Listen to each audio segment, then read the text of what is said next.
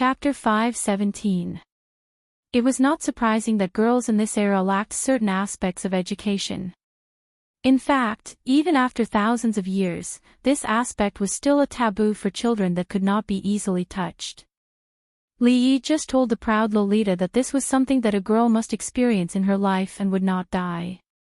He didn't tell her more details. He didn't have the idea of universal education for children in the Jing Kingdom. It should be known that this was also a controversial issue in the 21st century.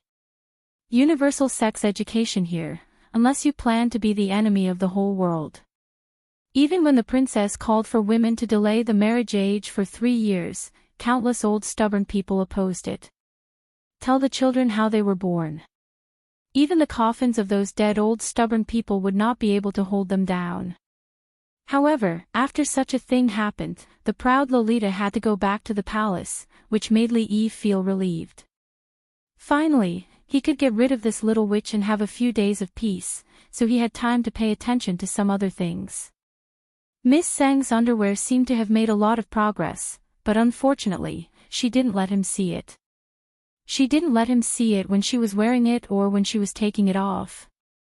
Li Yi went to her room twice, but he didn't even enter her door. He didn't know what sin he had committed in his previous life to meet such an employee who was even more arrogant than the boss. Anyway, he didn't plan to show himself in this business. If the matter of a dignified county uncle selling women's underwear was spread out, he wouldn't be able to stay in the capital in the future. On the other hand, everything was going smoothly at the brothel. Old man's son seemed to be radiating the second spring of his life. He was full of energy and could not be stopped. Even Li Yi was afraid to look at him. If something happened to him due to exhaustion, who would develop the brothel? Wan Ruoqing was now recuperating, which was forced by Li Yi. Xiao Zhu's task every day was to watch her and not let her stay in the brothel for more than an hour. She only needed to participate in the decision-making of some important matters. Even in the capital, Wan Ruoqing and Xing Zumo were considered rich. As elders, their monthly dividends were more than enough for an ordinary family to live off for a lifetime. However, the two of them didn't care at all. They were still squeezed in this small yard. Li Yi bought the neighboring yards and gave them all to Xing Zumo as a workshop. The female workers inside were also from the brothel. They knew each other well and had a strong sense of confidentiality. 2 women who were stronger than Fang stood at the door, but the boss didn't let them in. Now that he thought about it, his original idea had already been mostly realized. All he needed now was time. Today, he had to go to the palace to discuss with Lu Jimin about the establishment of the medical school. Her Royal Highness was fighting on the front line to save her fellow women. As the man behind her, of course, he couldn't drag her down. He needed to teach Lu Jimin about the theory of obstetrics and gynecology. Of course, because of the lack of the instruments in the future, he didn't have much to teach. He mainly taught about midwifery and sterilization. There was another important thing. When he went out in the morning, his second uncle asked him to bring a boiled chicken from the palace. The old man's mind was always so unique. The catering bureau was the private kitchen of the royal family. Could anyone bring something from there casually? It was still early. It would be cold if he cooked it too early. He would think about it when he came out later. A moment later, in the imperial physician's office, Lu Jimin and a group of imperial physicians came out to greet him. They said with a smile, "Master Li, we have been waiting for you for a long time." Li Han had been living a comfortable life these days. He couldn't remember how long it had been since he went to arithmetic class. Every day, he only needed to read a few pages of books, and the rest of the time, he could play as he wanted. Last time, he couldn't help but point out the problem that his imperial father and the ministers didn't find, and he got a lot of rewards. Although they were kept by his imperial mother said that when he grew up, she would return them to him untouched. Everything was good. He just envied Yongning and imperial sister Shaning, who could go outside the palace to play. Last time, he used a pearl to exchange for a few picture books from Imperial Sister Shawning. The monkey playing with a stick was much better than the naked people fighting in a hole in the wall that he accidentally found last time. He had finished reading those picture books. 5 pearls for 4 days or 4 pearls for 3 days. Liam, that guy, actually chose the latter. It was really funny. If teacher knew, it would be strange if he didn't scold him. He learned it for nothing. It would be great if he could go out of the palace. Imperial Sister Shawning said that there were a lot of fun things that he hadn't played before. Your Highness Prince Jean, have you finished reading that book? A voice suddenly sounded behind him. Prince Jean shivered and slowly turned his head. When he saw the figure standing behind him, he stammered, "Yes, sir, there are still a few pages that I haven't read." "And, take your time. There's no hurry." Lee nodded. He had to admit that there were still geniuses in this world. Prince Jean said that there were still a few pages that he hadn't read, which meant that he had already understood the previous pages. It had only been a few days. This speed was actually very scary. Li Han nodded in a daze. He felt flattered. Chapter 5:18. You are worth teaching. Li Yi was very satisfied with the little fatty's performance. He patted him on the head and said, "Today, I will have the textbooks you will be teaching sent to the palace. You should familiarize yourself with the content in the next few days and think about how to teach them." Monarch Jean raised his head and asked expectantly, "Can I really be the superintendent? You are a prince and a teacher of the School of Mathematics. As long as your mathematics skills are much better than others, who would dare to object to you being the superintendent?" Li Yi felt like a big bad wolf now. However, the name of superintendent did not sound good. It sounded like a eunuch in charge of the School of Mathematics. It was inauspicious. The mention of the word always reminded him of Changda's old face. Next time, he suggested to the old emperor that he should change the title of superintendent to dean. Superintendent. Monarch Jean nodded fiercely. "I will." Li Yi suddenly sniffed and asked, "What's that smell?" Monarch Jean was startled.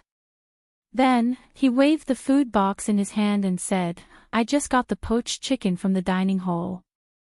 I haven't had time to eat it yet." Poached chicken.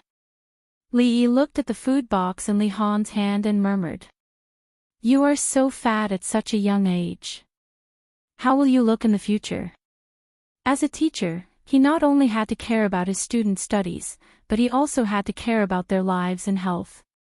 Li Yi touched Monarch Jin's head and said, "In the future, you should exercise more and eat more fruits and less meat. Only with a strong body will you have the strength to learn more advanced mathematics." Monarch Jin looked at the teacher's back as he walked away. His hands were empty. The poached chicken that he pretended to be in the food box had flown away. He swallowed his saliva, and his face showed confusion again. "Didn't I say that it's better to be heavier?" In the political hall, Emperor Jing was expressionless. All the officials were silent. The Princess Royal Highness frowned, and a white-haired old man in front of the hall was spitting. "Ridiculous, this is ridiculous." The old man's face was filled with anger. He waved his sleeve and said, "Obey your father at home, obey your husband when married, obey your son when your husband is dead, these are the 3. Marriage is an important matter, how can it be treated as a child's play? A girl not getting married at the age of 16 is an evil act that will shake the foundation of the country. Your Majesty, please reconsider." Emperor Jing remained silent, and the officials did not speak either. The entire court had clearly become the old man's one-man show. All the officials and generals in the court looked at each other, then at the old man who was still talking, and continued to remain silent. The Empress and Her Royal Highness the eldest princess asked for permission for the women to delay the age of marriage until after the age of 16. They also urged the Imperial Physician Bureau to do many things to reduce the possibility of a woman dying from a difficult birth. This matter had already spread throughout the entire capital. From the noble ladies to the common women, there was no one who was not grateful. Her Royal Highness the eldest princess had an unparalleled reputation among the women of the capital. Even they shuddered when they saw the statistics. Women giving birth was the gate of death. This was a well-known fact. However, no one had thought that the crux of the matter was the age of childbirth. The population was important, but this matter involved the empress and the eldest princess. Even the emperor seemed to have a tacit attitude. Other than those highly respected scholars, who dared to say anything. Besides, who didn't have a girl in their family? One wrong word, and the women in the family would probably rebel. Shaking the foundation of the country. Isn't great scholar Han being too alarmist? Mingsu looked at the old man and said in a cold voice, when a woman gets married at the age of 13, 3 or 4 out of 10 will die from a difficult birth. If it is delayed by 3 years, it will be reduced to less than 10%. If it is supplemented by the scientific midwifery methods of the Imperial Physician Bureau, it will be even lower. If this is carried out, how many less women will there be in the world? Besides, after this is carried out, it can also encourage women of the right age to have more children. The court will give additional subsidies to increase the population. How can this shake the foundation of the country? Because she knew that this matter would encounter a lot of resistance, Mingsu had already made preparations before entering the court. If something goes wrong without confirmation, who can bear the responsibility? Great scholar Han faced Emperor Jing and said loudly, "Women are not allowed to participate in politics. This is an ancestral rule. How can women talk nonsense in the court?" Mingzhu's expression gradually turned cold. She asked, "Great scholar Han, do you want to disregard the lives of the young women of the Jing kingdom?" The old man said passionately, "Men are the masters and women are the assistants. It is the duty of a woman to bear children for her husband and carry on the family line for her husband. The royal family should set an example for the world. Why is Her Royal Highness unmarried at the age of 18? Is this the example of the royal family?" One was the eldest princess of the court, and the other was a famous scholar. The two of them opposed each other fiercely and did not give in to each other. The court officials looked at each other. Although the princess was a woman, she did not lose to a man in terms of toughness. Great scholar Han was also famous for being stubborn. He had repeatedly obstructed the emperor's new policies. Even the two prime ministers lowered their heads and did not speak. There was no one else who dared to reprimand the royal family in the court like this except for him. "Are you saying that I, a woman, was born to be a tool to carry on the family line, and a woman's life is not important?" Mingzhu's eyes flashed coldly as she looked at the old man and asked. The old man said righteously, "For the sake of the country, what's wrong with making some sacrifices? Old thing, say one more word." Under the gaze of Emperor Jing and the officials, the eldest princess pointed at great scholar Han's nose and said something that made everyone dumbfounded. Great scholar Han's face was pale, and his lips were trembling. As a great scholar, he was called an old thing by a princess in front of the emperor and the court officials. Among the great scholars of the Jing kingdom, besides him, who else had such treatment? As a princess, how can you say such filthy words? His body was trembling, and his voice was also trembling. Her Highness did not say a word and walked straight to great scholar Han's side. Emperor Jing's expression suddenly changed, and he said, Quickly stop Mingsu." By the time they realized that something was wrong, the guards had already come in from outside the door. Everyone knew Her Highness's temper. Although she was usually gentle and humble, if she was really angry, it was possible that she would kill great scholar Han with a sword in the court. Fortunately, weapons were not allowed in the Golden Hall. A guard stood in front of Mingsu and said in panic, "Your Highness, you can't." Then he stopped in his tracks, as if he remembered something, and looked at the saber at his waist. Coincidentally, Mingsu also looked in that direction. Swoosh! A silver stripe flashed, and the court officials only saw a bright light in front of them. Great Scholar Han fell to the ground on his butt. His hair was messy, and his bun was untied. His white hair danced in the air. Some of the court officials' legs were already trembling. Her Highness, she really dared to do it. Although she only chopped off Great Scholar Han's hair, this was the golden hole. Emperor Jing stood up from the dragon throne, rubbed his eyebrows, and said, "We will discuss this matter tomorrow. Someone come, take Her Highness away, and summon the imperial physician." Great Scholar Han was supported to the imperial physician's office, and Her Highness was also taken away. It was not wrong to use weapons in the court, and behead was not an exaggeration. However, the person who did it was Her Highness, so the result was different.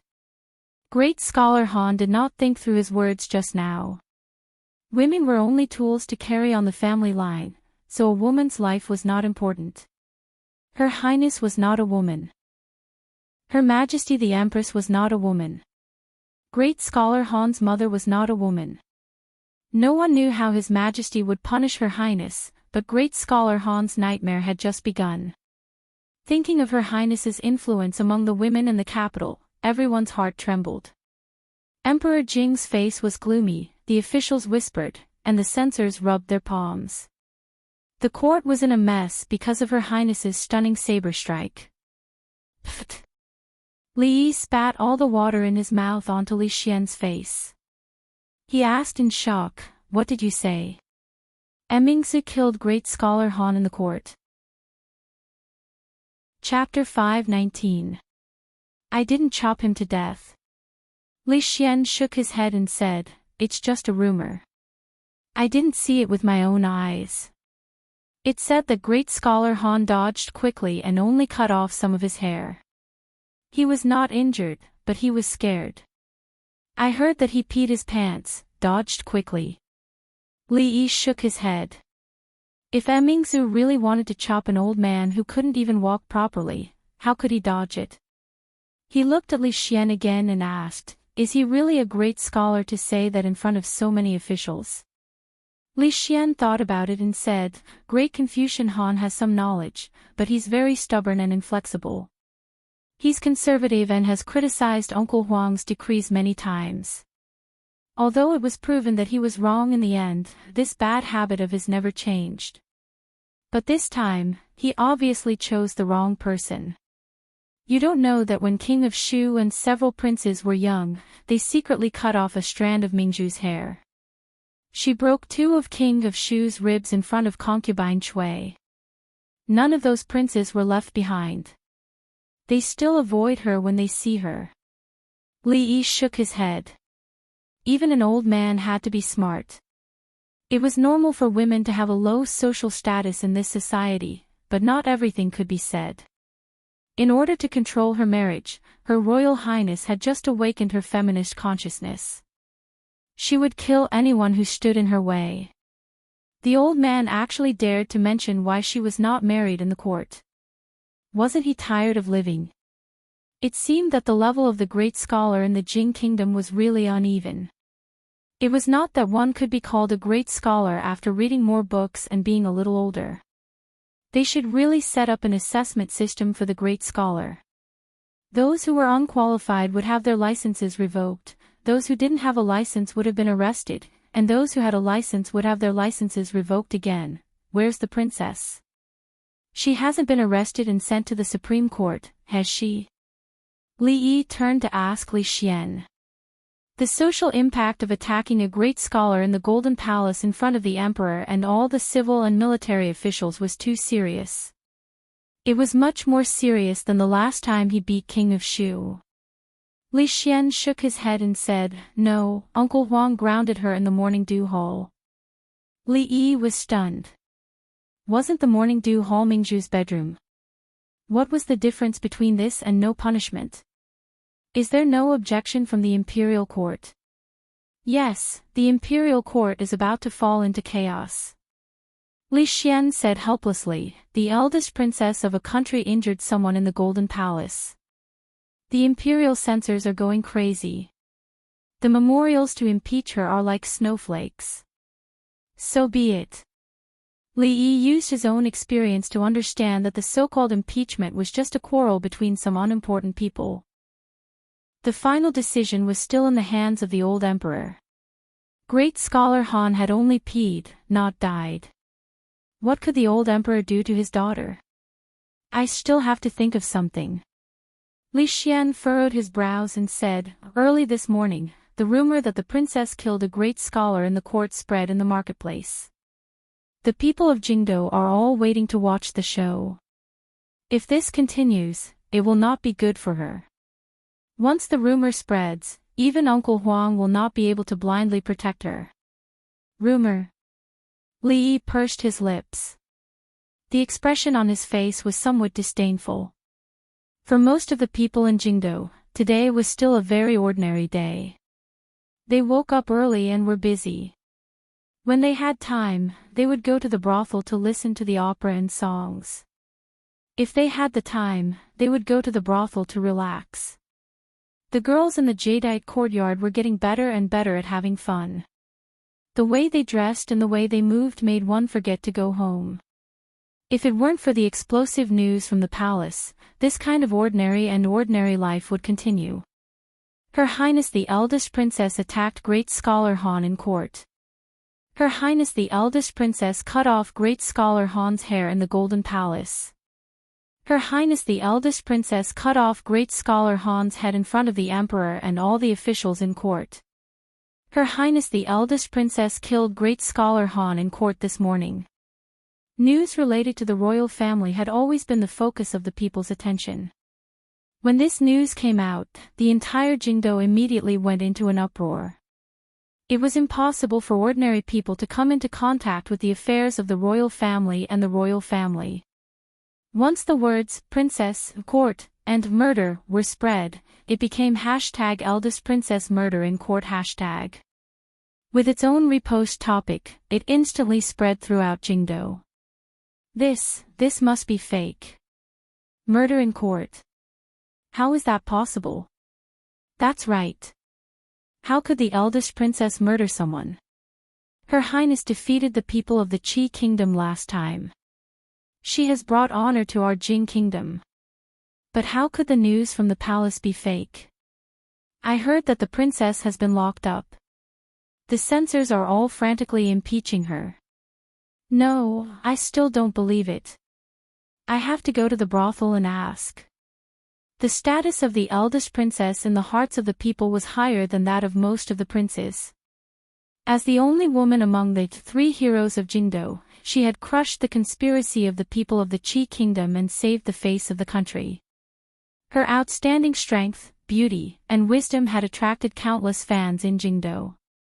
Although the news was explosive and the news of the eldest princess killing someone had spread like wildfire, the people in Jingdou were generally of a higher quality. Chapter 520. Tell me, how could Her Royal Highness kill people? Is she still a woman? The hunchbacked old woman walked along the wall with a basket in her hand. She shook her head and sighed. She had just heard the news when she was buying groceries.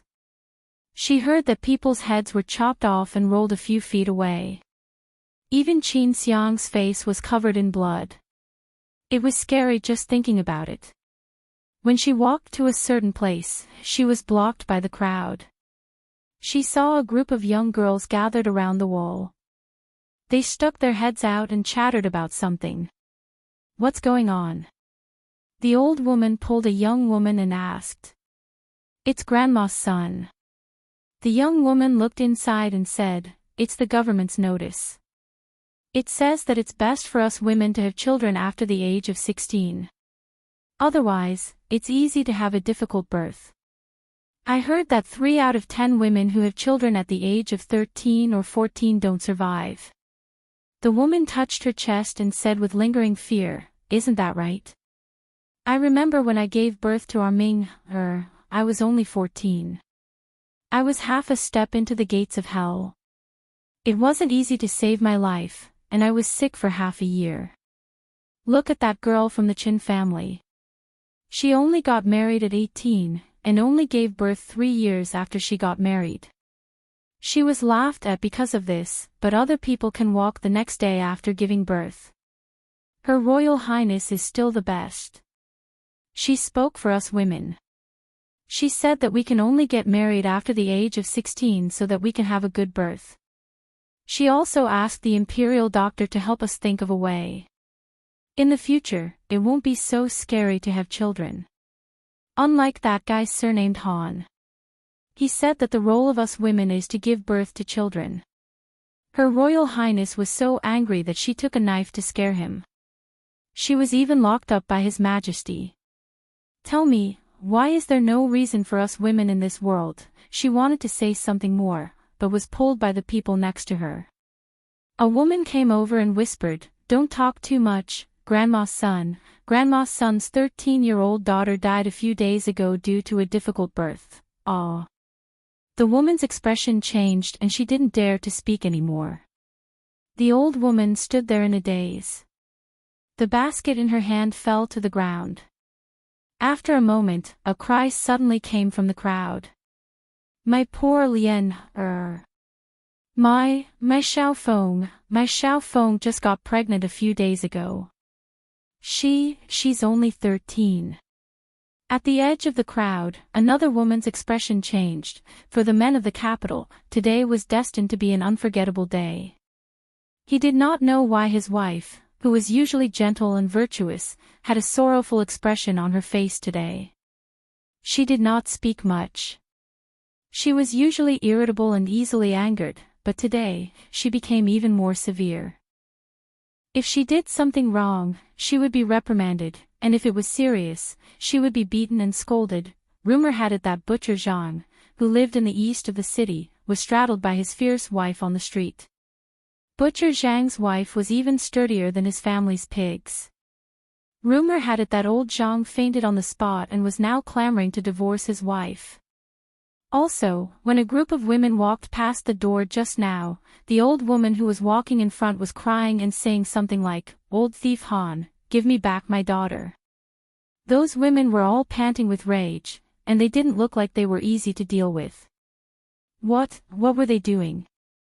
Could it be that old thief Han had defiled this old woman's daughter, and she was going to go to his door to seek justice? This was really going to be a good show to watch.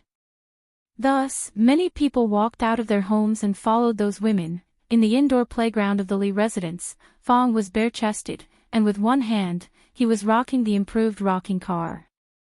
His face was not red, and he was not panting. The palace guard outside the door stared at him with his eyes wide open. He had tried that thing before, and it required 2 hands to swing it with great difficulty. It didn't take long before he couldn't stand it anymore. But this man, this arm strength, if he were to hit him with a punch, even a black bear would die. Fong had been rocking the rocking car with one hand for almost an hour. This was his daily homework. Even if the little girl wasn't here, he could casually throw a heavy object on the car, and he would be rocking it for several hours. At this moment, the expression on his face was somewhat gloomy. His wife, old Sue's wife, and a few others went to the streets to buy jewelry, and when they came back, it was as if they had changed into different people.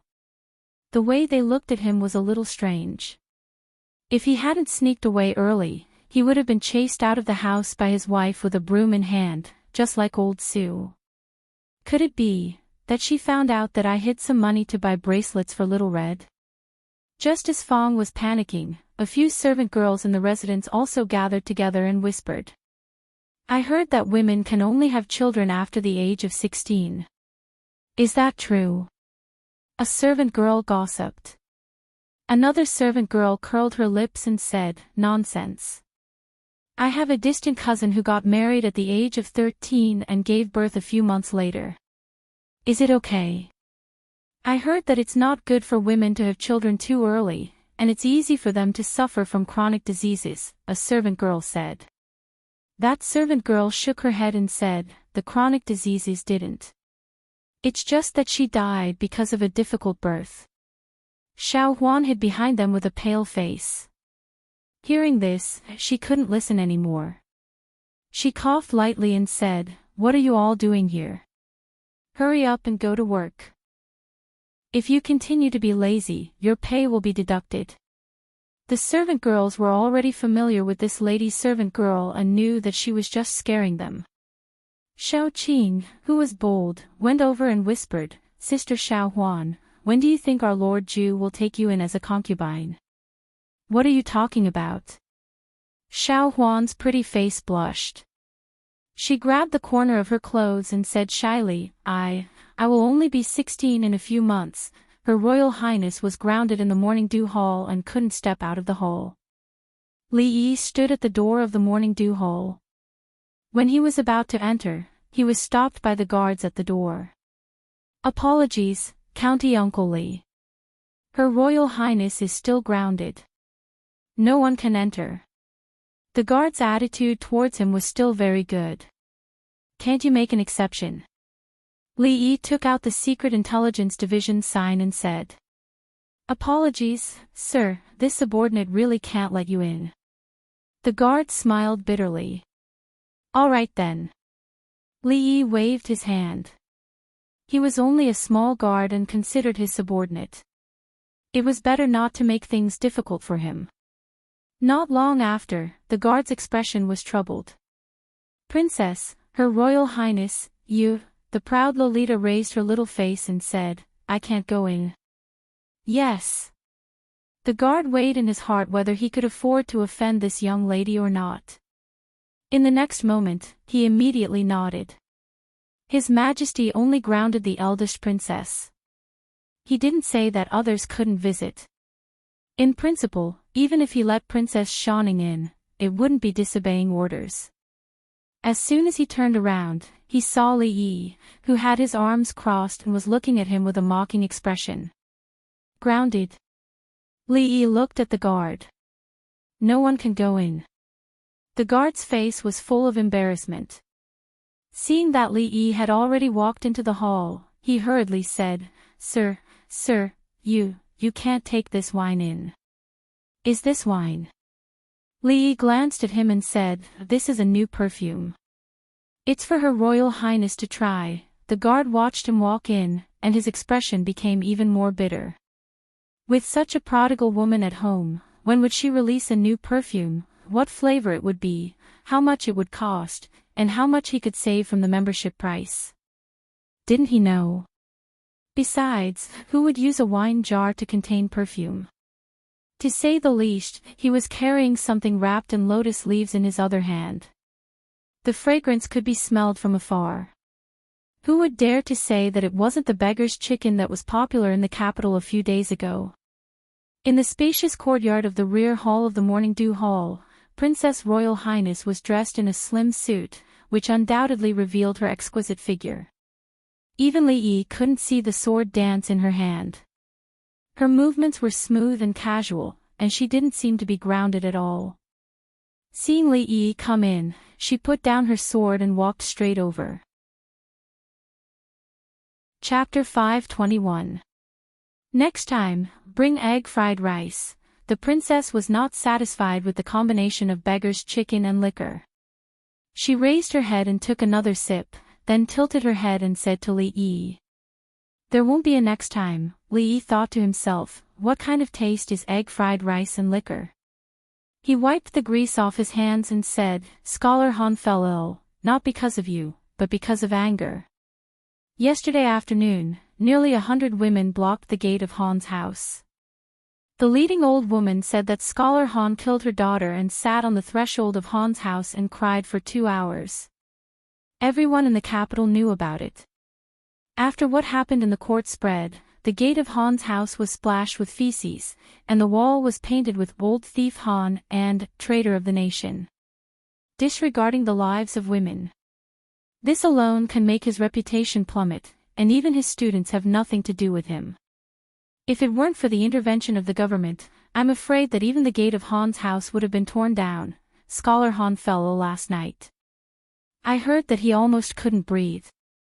The name of Old Thief Han has been confirmed.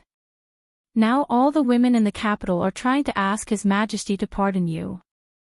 Li Yi told Mingzu all the developments from yesterday to today. The whole capital, from the government to the people, saw the power of women for the first time.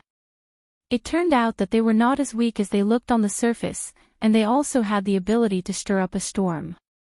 Li Yi did not expect this matter to have such a dramatic development. In fact, the brothel only told the people the truth. There was no embellishment, nor any artistic manipulation. The biggest effect was to let the people know the truth in the shortest time possible. Splashing feces at the door and spraying paint on the wall, who came up with this idea? They didn't even need to be taught. Women had always been a weak group and were bound by women's morality.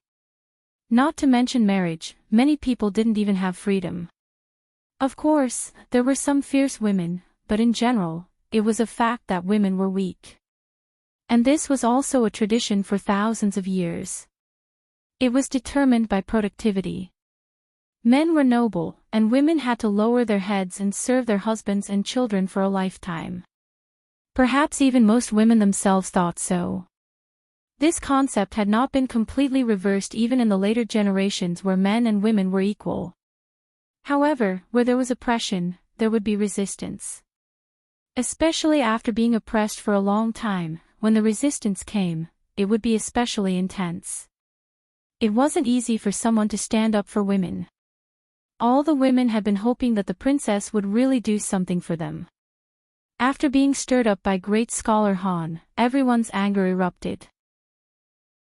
Hundreds and thousands of years of repression erupted, and something called women's rights began to awaken. Now that things had developed to this point, it was no longer just a matter of early marriage. Mingzu put down the wine jar and wiped her mouth in a magnanimous manner. Having such a stubborn old man in the imperial court will only bring more harm than good. At this moment, the imperial court is probably in an uproar. Not only the ordinary women, but the women of the noble families are also complaining. They are all going to the empress to remonstrate.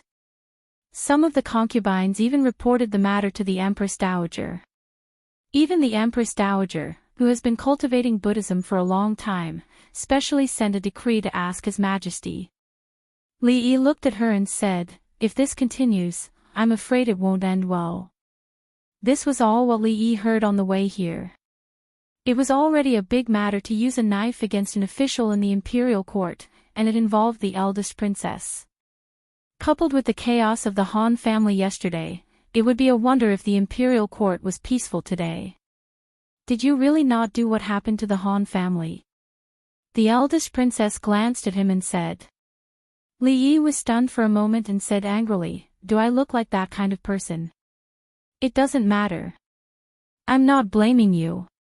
Her Highness patted his shoulder and said, "It's all that Han guy's fault." Thank you, Li Yi's guess was right. Today, the imperial court was indeed not peaceful. It was not only Emperor Jing who had a headache. Now that things had developed to this point, the officials also felt a headache. In just one day, the entire capital was in chaos. Rumors were everywhere, and the people were angry. How His Majesty punished the eldest princess was no longer the important point. The important point was that if this went on, something big would happen. An old man held a ceremonial tablet and said righteously, "Your Majesty, the eldest princess has no regard for the law. In the imperial court, she publicly committed violence and assassinated an official in front of the civil and military officials and His Majesty. This behavior is so vile that it will not appease the people if she is not severely punished." All the officials shook their heads. Even now, he was still holding on to this matter. Did this old man not understand the situation? Great scholar Han had already been cursed by the people. The problem now was not how to punish the eldest princess, but how to appease the people's anger. Great scholar Han's words yesterday had completely pushed the imperial court to the opposite side of the people. The purpose of women's existence was to give birth. The lives of women were not important? Otherwise, why would the imperial court insist on early marriage and early childbirth, knowing that women could easily die from dystocia if they married early? Did the imperial court not see women as human beings? No one could take the blame for this. They could not, and His Majesty could not. Now, it was only the capital. After a few days, when the news spread to the other counties, the impact would be even greater. At that time, it would really be chaos. Didn't he see that even the imperial censors had calmed down and didn't mention the matter of the eldest princess anymore? At this delicate moment, if this old official still couldn't understand the situation, then official Han would be a good example. Deputy Minister Ma stood in the crowd and lowered his head in silence. Not only him, but all the censors in the imperial censor had been given a death order. Today, in the imperial court, they were not allowed to mention the eldest princess again. He knew the situation in the capital better than anyone else. After this matter, great scholar Han's reputation could be said to be ruined. The status of the eldest princess in the hearts of the people of the capital, especially the women, had long reached a new height. Whoever held on to this matter would be like great scholar Han, nailed to the pillar of shame by the people of the capital. He did not want to experience the feeling of being hated by the people a second time. Just when the court officials were abnormally quiet, a figure walked out. Your Majesty, the only thing we can do now is to appease the people first, then we can discuss other things. Prime Minister Qin raised his head and slowly said. Prime Minister Qin's words are reasonable. I second it. The old man who had just spoken had long been forgotten. After Prime Minister Qin took the lead, the court officials stood up one after another. They avoided talking about the eldest princess and pulled the topic back to the main point they should be concerned about. Emperor Jing took a deep breath. Regarding this matter, my dear officials, do you have any suggestions?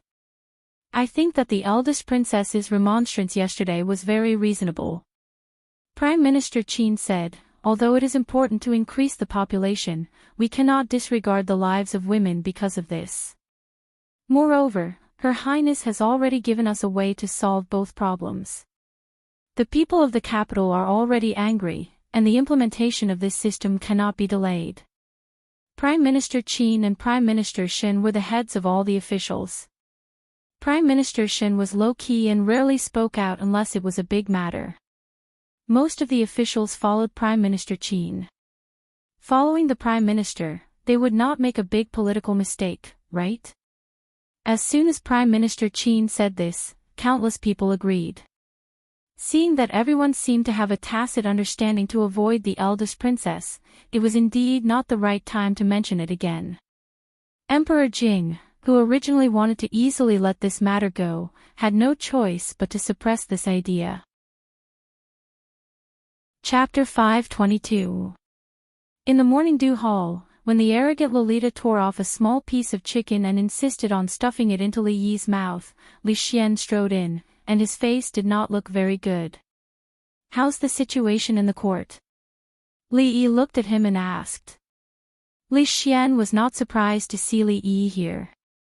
He said with a slightly angry tone, postpone the age of marriage for women to 16 years old, encourage women of the right age to have more children, urge the Imperial Physician Bureau to improve the method of midwifery, and train professional midwives. These are settled and will be implemented soon. Li Yi thought that in this way, with the help of this trend, he could open a high-end confinement club in the capital. Wouldn't he make a lot of money? However, these things that Li Xian just said were what Her Royal Highness wanted to do. There was no reason for the court to implement the policy. Li Xian still had the same expression. Li Yi thought for a moment, looked at him and asked, the princess's house arrest? Li Xian said angrily, no one has mentioned it for the time being. I'm afraid that when this storm is over, they will still not give up easily. Her Royal Highness took great credit for this matter. In the final analysis, it was also because of this matter that Her Royal Highness almost hacked great scholar Han to death in the court. It was a major event related to the people's livelihood, and it was decided in this way. However, it was a bit like burning the bridge after crossing the river. But thinking about it, it was normal. After all, Her Royal Highness was the first to hack people in the Golden Hall with a knife. It was unprecedented, and probably no one would do it in the future. If they did not punish her severely, and someone followed her example in the future, wouldn't the officials' heads be hung on their belts when they went to the court? In this case, I can only add more fuel to the fire. Li Yi stopped the arrogant Lolita from stuffing the chicken butt into his mouth and thought so. What do you think about this matter? Li Xian sat down and looked at Li Yi and asked. Mingzhu's expression did not change, but her eyes were looking at him as well. As one of the three pests of the capital, the three heroes, the most sinister and cunning among the three heroes of the capital, Li Yi thought for a bit, looked at Mingzhu, and said seriously, "How about I bring you a bowl of egg-fried rice next time?" The capital had not been peaceful for the past 2 days. County Magistrate Liu, who had just been promoted to the capital magistrate not long ago, was having a headache.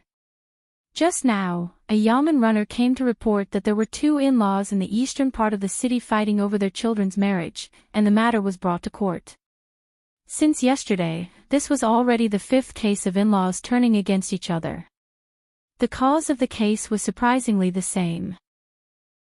The bride said that her daughter was too young and wanted to wait for 2 to 3 years before getting married. Naturally, the groom did not agree. The betrothal gifts had already been given, and they were just waiting for the bride to marry. What was the meaning of delaying the marriage for 2 to 3 years? If the news got out, where would they put their faces? The bride also had a legitimate reason. The imperial court had said that 3 out of 10 women would not survive if they gave birth at the age of 13. My daughter is only 13 this year. If you want my daughter to marry the groom, it is equivalent to asking my daughter to die. No matter what, she is my daughter. If anyone wants to hurt her, I will scratch him to death. County Magistrate Liu touched the fingernail mark on his neck and gasped in pain. This was the result of the fight between the 2 families in the court yesterday. He went up to persuade the 2 families, but was accidentally scratched by the shrew. At night, when he was being intimate with his wife, he explained for a long time. He didn't know why, but she, who was always reasonable, became extremely grumpy these days. Not only did she not believe him, but she also framed him by saying that it was the evidence of him going out to flirt. County Magistrate Liu had no choice but to scratch himself again to show his innocence. Even now, it was still burning. He began to miss the days when Liu Yi was here. How could he deal with such a small matter? The imperial court is about to issue a law. From now on, women in our Jing kingdom can only get married at the age of 16. Those who violate this law are disobeying the imperial court and the law. Ordinary people couldn't stand this kind of intimidation. After saying these words, the groom left dejectedly. The bride, on the other hand, beamed with joy and shouted that she was just and honorable, which slightly comforted County Magistrate Liu. He let out a long sigh. From the perspective of justice, the imperial court's action was good, but the real trouble was just beginning. Delaying the earliest date for a woman to get married at the age of 16 also meant that those poor families also had to raise their daughters to the age of 16. For them, this undoubtedly increased a lot of burden. How many of those people at the bottom of the social ladder would treat their daughters as real people? The imperial court's action was still thoughtless. Not only that, besides the unstable feelings of the people, there were also some aspects of the capital that had become somewhat abnormal. Behind the chaos, there seemed to be an invisible hand pushing things forward, causing people to be alarmed. The inexplicable disappearance of people in the capital, the abnormalities of several dozen families in a village outside the city, the mysterious divine empress, returning to the rear hall, County Magistrate Liu paced back and forth for almost an hour. Chapter 523. Have you been to the Jade Yard recently? No, what's wrong? Is there a new girl in the Jade Yard? There's no new girl, but there are a lot of new styles. It's a pity that you didn't go. Tell me, my husband went back to his parents' home today. I'll go and have a look tonight. Tisk tsk, what the girls in the Jade Yard are wearing now is called seductive. Do you know, they don't wear undergarments now, that's called bras. Oh, no, I have to buy some for my wife. Li Yi was a little stunned when he saw two young men deliberately raising their voices to discuss something on the street, attracting the attention of many people in the same field. Who hired these actors? Their acting skills were poor, exaggerated, and their lines were not deep at all. Could they be any more fake? When he was thinking about this, he saw a man suddenly came up and said in surprise, "Brother, are you talking about the most popular new underwear in the capital recently? To be honest, I also want to buy a set for my wife, but I don't know where to buy it." "Brother, I'm sure you're a kindred spirit. Then, I won't hide it from you." The man who spoke just now smiled and said, "Go straight along this road, turn left at the first intersection, turn right at the second intersection, and walk for another 10 feet or so. You'll see that shop. But only women can enter that shop. Brother, remember to bring your wife." "Oh, thank you brother, young master, what are they talking about?" Xiao Huan blinked and asked. "Children shouldn't ask so many questions, let's go and watch the play," Li Yi said as he patted her head. "I'm not young anymore." The servant girl lowered her head to look at herself and muttered. Then, she quickly followed after the servant girl. Seeing that more and more people gathered there, Li Yi was surprised. The underwear reform was really carried out by her, but the marketing method was a little low. Maybe she would only realize it after suffering some losses. Passing by the shop mentioned by the man just now, he saw that the line of women outside the shop was already 3 to 5 feet long. Each of them was gorgeously dressed, and they were even throwing flirtatious glances at the men passing by, constantly urging the people in front of them to hurry up. At the door of the shop stood a woman who was even stronger than Fang.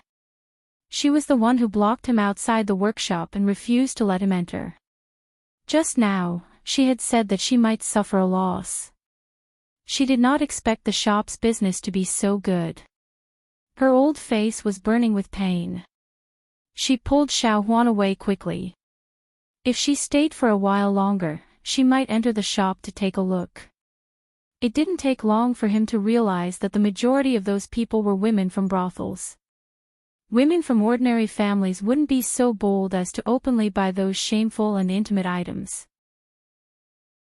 The brothels probably had no choice but to improve their core competitiveness because of the Jade Yard. If they lost to others in certain aspects, as time went on, they wouldn't have enough fame, and the brothels would lose. Although the price of those small pieces of cloth was a little expensive, it couldn't stop the customers from liking them. To listen to the opera, they naturally had to listen to the most popular opera of the past few days, The Peacock Flies Southeast. The popularity of the brothel could be seen from the fact that the tickets for each show were sold out. There were a few standard brothels. Other than the ordinary shows, there was also a VIP area for women. The tickets for the VIP area were slightly more expensive, but the service was more attentive. In the summer, they provided free smoothies and cold drinks. As for the women's area, it was only recently opened. There was a difference between men and women, especially for women. They couldn't squeeze in with so many men in a crowded place. The one who first suggested this idea was Ruoqing.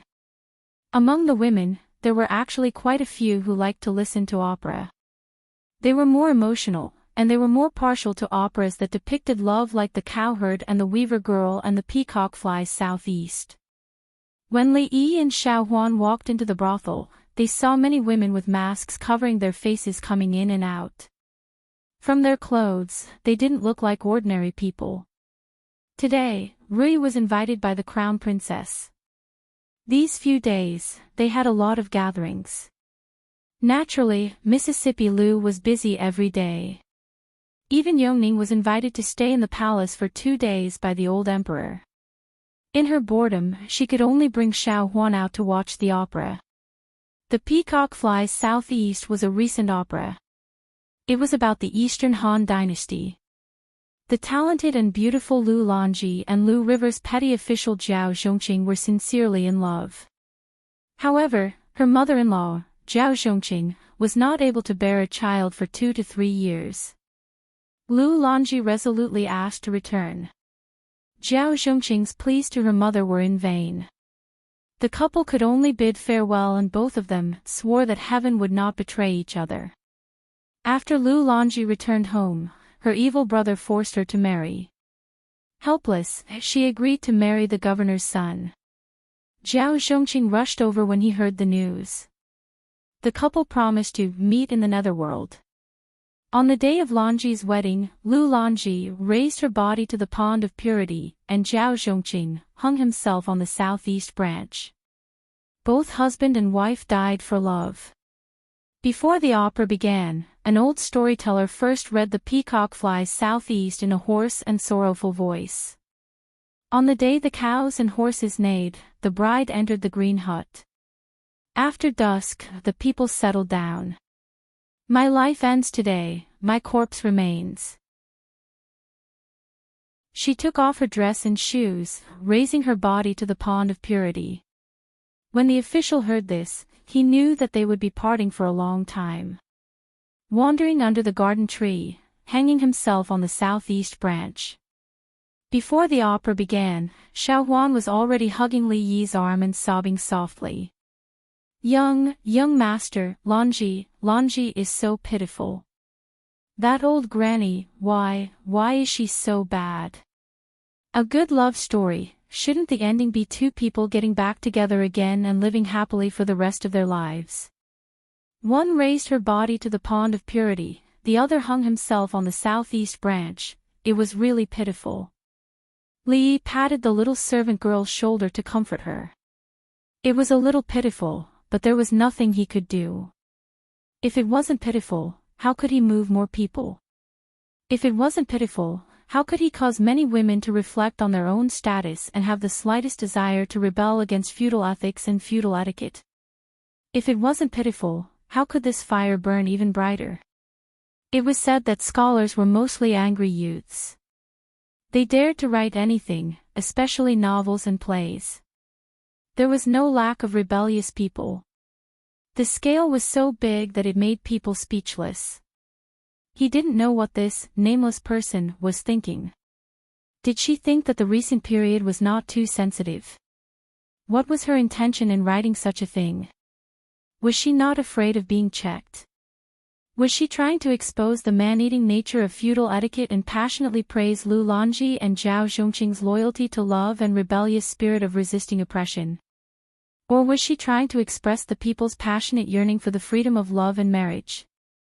Especially when she created Lu Longji, a typical image of an ancient woman who had reached the peak of being loyal to her family but could only meet a tragic end. She hinted at the tragic fate of women in feudal society. What would the women who watched the opera think? Li Yi sighed and said, "She has ulterior motives, ulterior motives." Chapter 524. The laws of the Jing kingdom did not convict people based on words. As long as one did not seek death to the point of inciting rebellion, writing about the current emperor and general Su Dingyuan Longyang, or fabricating some kind of impure rumor to deliberately smear the reputation of important officials of the court, the government would not care. Furthermore, because of their profession, they could be more open-minded in places like the brothels. They could ridicule the imperial court or criticize the country's policies. No one would care about that. Some black-hearted brothels even deliberately used false rumors as a gimmick to attract customers. However, no matter how arrogant they would always have scruples. Even if they really wanted to express their thoughts, they would be very vague. John Doe was very insidious. He simply wanted to see the world in chaos. By writing such plays, it was obvious that he wanted to stir up the emotions of the women in the capital. Behind this, even Li Yi himself would not believe that there was no conspiracy behind it. It was said that he anonymously submitted 2 plays to Old Sun yesterday. One was called Romance of the Western Chamber, and the other seemed to be called the Peony Pavilion. They both reflected the rebellious phenomenon of young women breaking the shackles of feudal ethics and pursuing freedom and love. On a deeper level, it would probably arouse the women to reflect on their status in society. Maybe a vigorous women's rights movement would appear. With such a grand scheme, what was the intention of this John Doe? As the big boss behind the brothels, a good citizen of the Jing Kingdom, and one of the top 10 outstanding youths of the country in the second year of the Jinghe period, could he spread such plays that disturbed the stability of the country and destroyed the harmony of society, and let the evil plan of the John Doe succeed? The answer was obvious. Xiao Huan wiped her tears while listening to the play. In the women's theater next door, there was also a play called The Peacock Flies to the Southeast. There were almost no empty seats in the hall. It was unknown how many women recalled their love that had died before it had even sprouted. Under the curtains, their eyes were already full of tears. Lu Longji's tragic fate resonated with many people.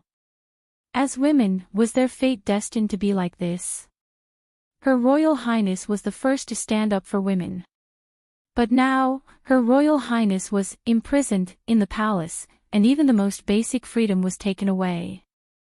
After Her Royal Highness, who would think for women? Should they maintain the status quo or strive to fight for something that should belong to them? Countless women fell into confusion. This Lu Dao is also somewhat talented. Emperor Jing opened a memorial, looked at it, and nodded. If I remember correctly, he should have been the Anxi County magistrate before. Chengde nodded and said, yes, Lu Dao was the former Anxi County magistrate. He was transferred to the capital a few months ago. Anxi County is full of talents. First, there was Lu Yi, and now there is Lu Dao. County Magistrate Jing Lu. Emperor Jing boasted a little and said, the court officials are good at making decisions on important matters and overseeing the overall situation. It is inevitable that there will be omissions in these areas. Although Li Yi had long reminded me, other than him, only Lu Dao thought of this point. So, according to what he said, this law will be enforced in Jingdo. In the other provinces and counties, the force will be slightly lighter. With that, he began to draft the edict. Suddenly, a figure walked in from outside the hall. Chengde opened his mouth and was about to speak, but the woman waved her hand. He immediately closed his mouth and left without a trace. Emperor Jing finished drafting the imperial edict and found that the surrounding atmosphere was a bit strange. When he looked up, he said in surprise, "Why is the Empress here?" The beautiful woman dressed in palace attire and wearing a phoenix crown looked at Emperor Jing and said directly, "Your Majesty, when do you plan to release Emingzu?" Emperor Jing thought for a moment and said, "The time is not right. I'm afraid that she will have to endure for a few more days." The beautiful woman frowned and said, "What did Emingzu do wrong?" "She just wanted to do something for the women of the world. Emingzu is already suffering. If your Majesty makes things difficult for her, I will not agree." Emperor Jing said, "When did I make things difficult for her? She is in the morning dew hall every day. She has wine to drink and meat to eat. Other than not being able to go out, her life is much better than mine. I just want to tell your Majesty that if you still don't release Emingzu, your Majesty will have a headache." The beautiful woman said one more sentence and then turned to leave. Emperor Jing shook his head. Of course, Emingzu had to be released, but he had to wait a few more days. When the heat of the matter died down, it would be much easier. If he brought it up now, there would probably be countless voices of opposition in the court. Your Majesty, in recent days, the public sentiment in Jingdo has become more and more serious. There are even women who have formed organizations. Although we have not seen them do anything, we cannot sit idly by. In the political hall, a supervising imperial censor was reporting the situation in Jingdo to Emperor Jing. "Aren't we already preparing to issue a new law? Why is it like this?" A few officials furrowed their brows and asked. The supervising imperial censor was depressed and wondered why such a situation had occurred. How would he know? He also felt that after the court issued the law, the hearts of the people in Jingdo would stabilize. Those women would certainly be grateful to the court and no longer be angry. Who would have thought that the matter was becoming more and more serious? Now, it was no longer just a problem of women. No one knew who it was, but the streets and alleys of Jingdo were covered with small notes. There were only a few short sentences on them, such as, "Women can hold up half the sky," "Relying on a man can only be a princess," "Relying on oneself can be an empress." The empress had appeared. Were they going to rebel? Of course, the empress was just a metaphor. This was not important. What was important was that Jingdo was becoming more and more chaotic. A certain man who often beat his wife was found on the street this morning. His face was bruised and swollen, and his original appearance could not be recognized. He could only tremble and continuously say, "Heroine, have mercy." A 7-foot man now subconsciously avoided women when he saw them.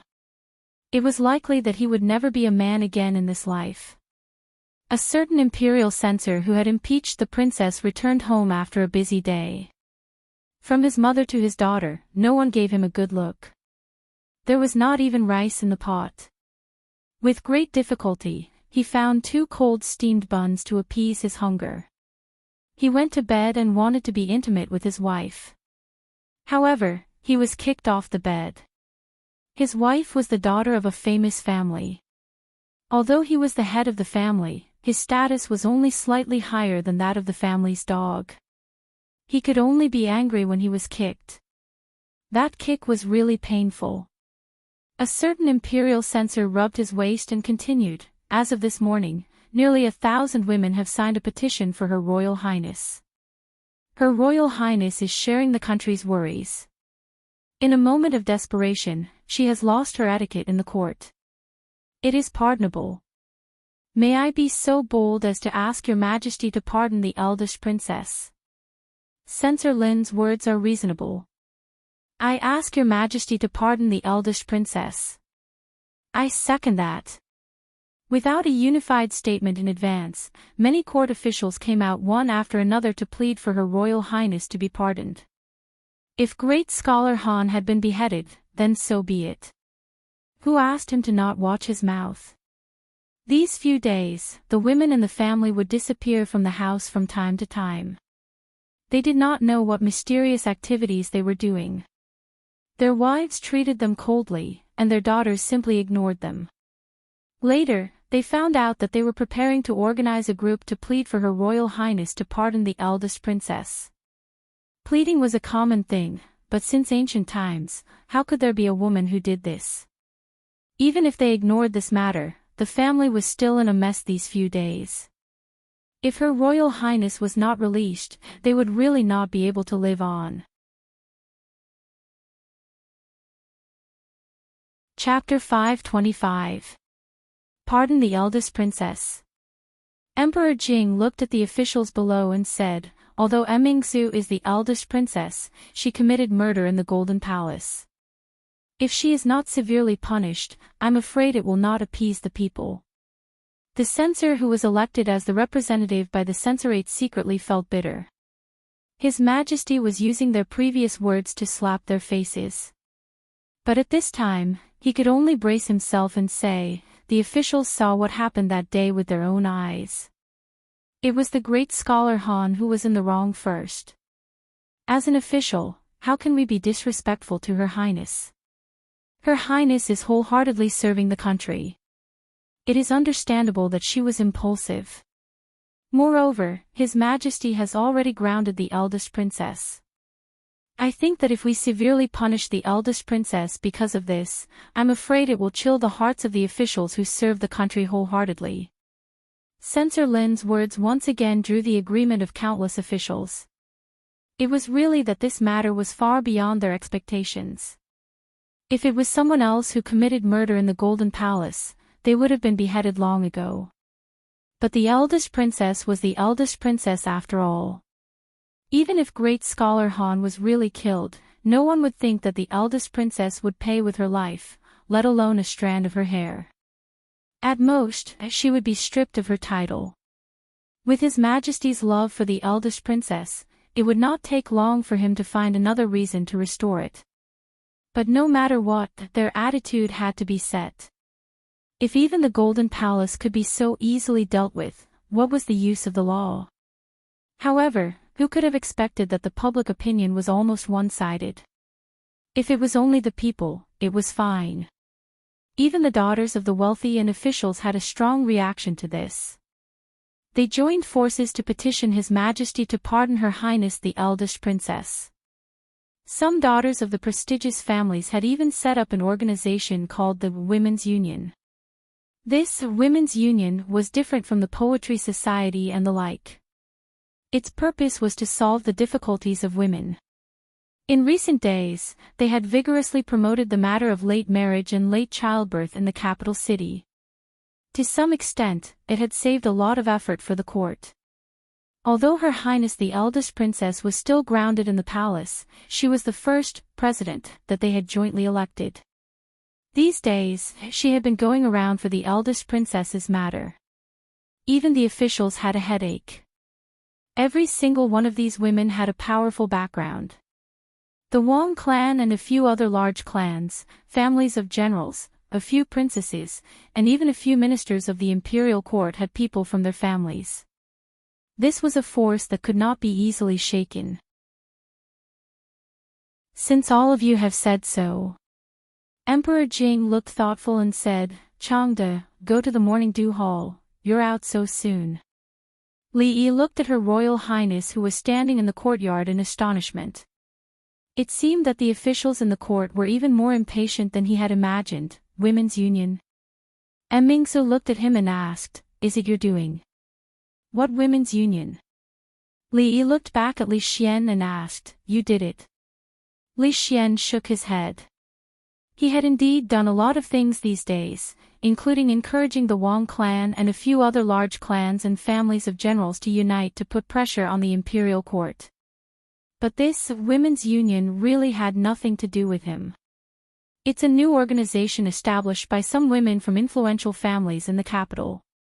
They said that they wanted to unite and do something for women. They elected me as the first president. I'm considering. When Mingzu hesitated, Li Yi waved his hand and said, what else is there to consider? You don't know what kind of position you have in the hearts of the women in the capital. No one is more suitable than you for this position. The president of the Women's Union was the patron saint of all the women in the Jing kingdom. She had a halo above her head. If she did more practical things for women, half of the world would fall to her side with a wave of her arm. Of course, it was impossible for her to start a vigorous feminist movement now. The concept of male superiority and female inferiority had been deeply rooted and could not be easily changed. In fact, even those women themselves, under the inspiration of the unknown man with ulterior motives, could only have some vague ideas in their hearts and could not be grasped. The establishment of the Women's Union was such a result. They still did not know the direction. They only knew that by doing this, they might be able to slightly change something. They did not dare to think about it before and had never thought about it. Now Her Royal Highness stood up and led them to take a big step forward. Maybe they could take a few more steps in the future, really has nothing to do with you. Mingsu looked at Li Yi with a face full of doubt. I swear, it's definitely not me. Li Yi raised 4 fingers and pointed to the sky. If this really has anything to do with me, let me. As he spoke, he looked at Her Royal Highness. After a long time, he put down his slightly sore arm, looked at Mingzu and asked, why didn't you stop me? This was definitely not right. Logically speaking, when he was about to swear, Her Royal Highness should not have quickly covered his mouth and said with a touched face, enough, I don't need you to swear, I believe you. Go ahead, I'm listening. Her Royal Highness crossed her arms and looked at him. Boring. Li Yi shook his head, stood up, and walked to the indoor playground at the side. Hey, Li Bingning, can't you just sit there quietly? Why are you playing the slide? Come down. Mingsu looked away from Li Yi's back and looked at Li Xian. Li Xian spread out his hands and said, "It's definitely not me, but in my opinion, there is no harm for you to be the president. At least, it will be more convenient for you to do things in the future." After thinking for a moment, Mingsu finally nodded. Sigh, Detective Zhao, how can we stop singing just like that? The tickets have already been sold, the customers will have complaints. Inside the brothel, Old Sun looked at a man dressed like an official with a troubled expression. Sigh, Old Sun, this is what the higher-ups want, we are just following orders. The official with the surname Zhao sighed and said, the imperial court is already looking for that Wu. Say, why don't you think about it, at this time, can this kind of show still be performed? Old Sun's expression changed and said, Detective Zhao, we don't know either, it is not allowed by the imperial court. Moreover, we bought it from someone else. I know. In all of the brothels in the capital, only you have the most conscience. You never spread rumors. Last time, in the case of Deputy Mayor Ma, it was you guys who helped to clear his name. Even the censorate praised you guys. The tile house in the west of the city, which was the first to perform this kind of show, has been completely sealed. Lord Lu specially instructed me not to make things difficult for you guys. Detective Zhao waved his hand and said, Old Sun, don't worry, this matter is not your fault. If you want to blame someone, blame that Wu. I came to tell you that Romance of the Western Chamber, Peony Pavilion, and especially Peacock Flies Southeast, don't ever sing again. Got it. Old Sun nodded repeatedly. Alright, I will bring my brothers to other places to take a look. Detective Zhao waved his hand and turned to walk out of the brothel. Everything was fine, why aren't we allowed to sing anymore? Old Sun shook his head in pity. The tile house in the west of the city has been sealed, we can just buy it. Forget it, we will talk about this in the future. That Mulan should start rehearsing. Chapter 526. In the short span of a day, the Peacock Flies Southeast, the Peony Pavilion, and the Romance of the Western Chamber had completely disappeared from all the brothels in the capital. Even the handwritten scripts on the market had been forcibly confiscated by the officials. The commoners were naturally puzzled by the fact that they weren't even allowed to sell their scripts. However, the imperial court had never given them an explanation, so they were already used to it. In any case, there were plenty of plays in the brothels, so they could just watch something else. Sigh, I've gone all over the capital, but I still haven't been able to buy it. I'm going to get scolded by the young miss when I get back. A young servant girl wearing a green dress with her hair combed into two buns sighed as she walked along the road. Sigh, young miss. Suddenly, a voice rang out from beside her. The young servant girl turned around and saw a sneaky man waving at her from a corner of the wall.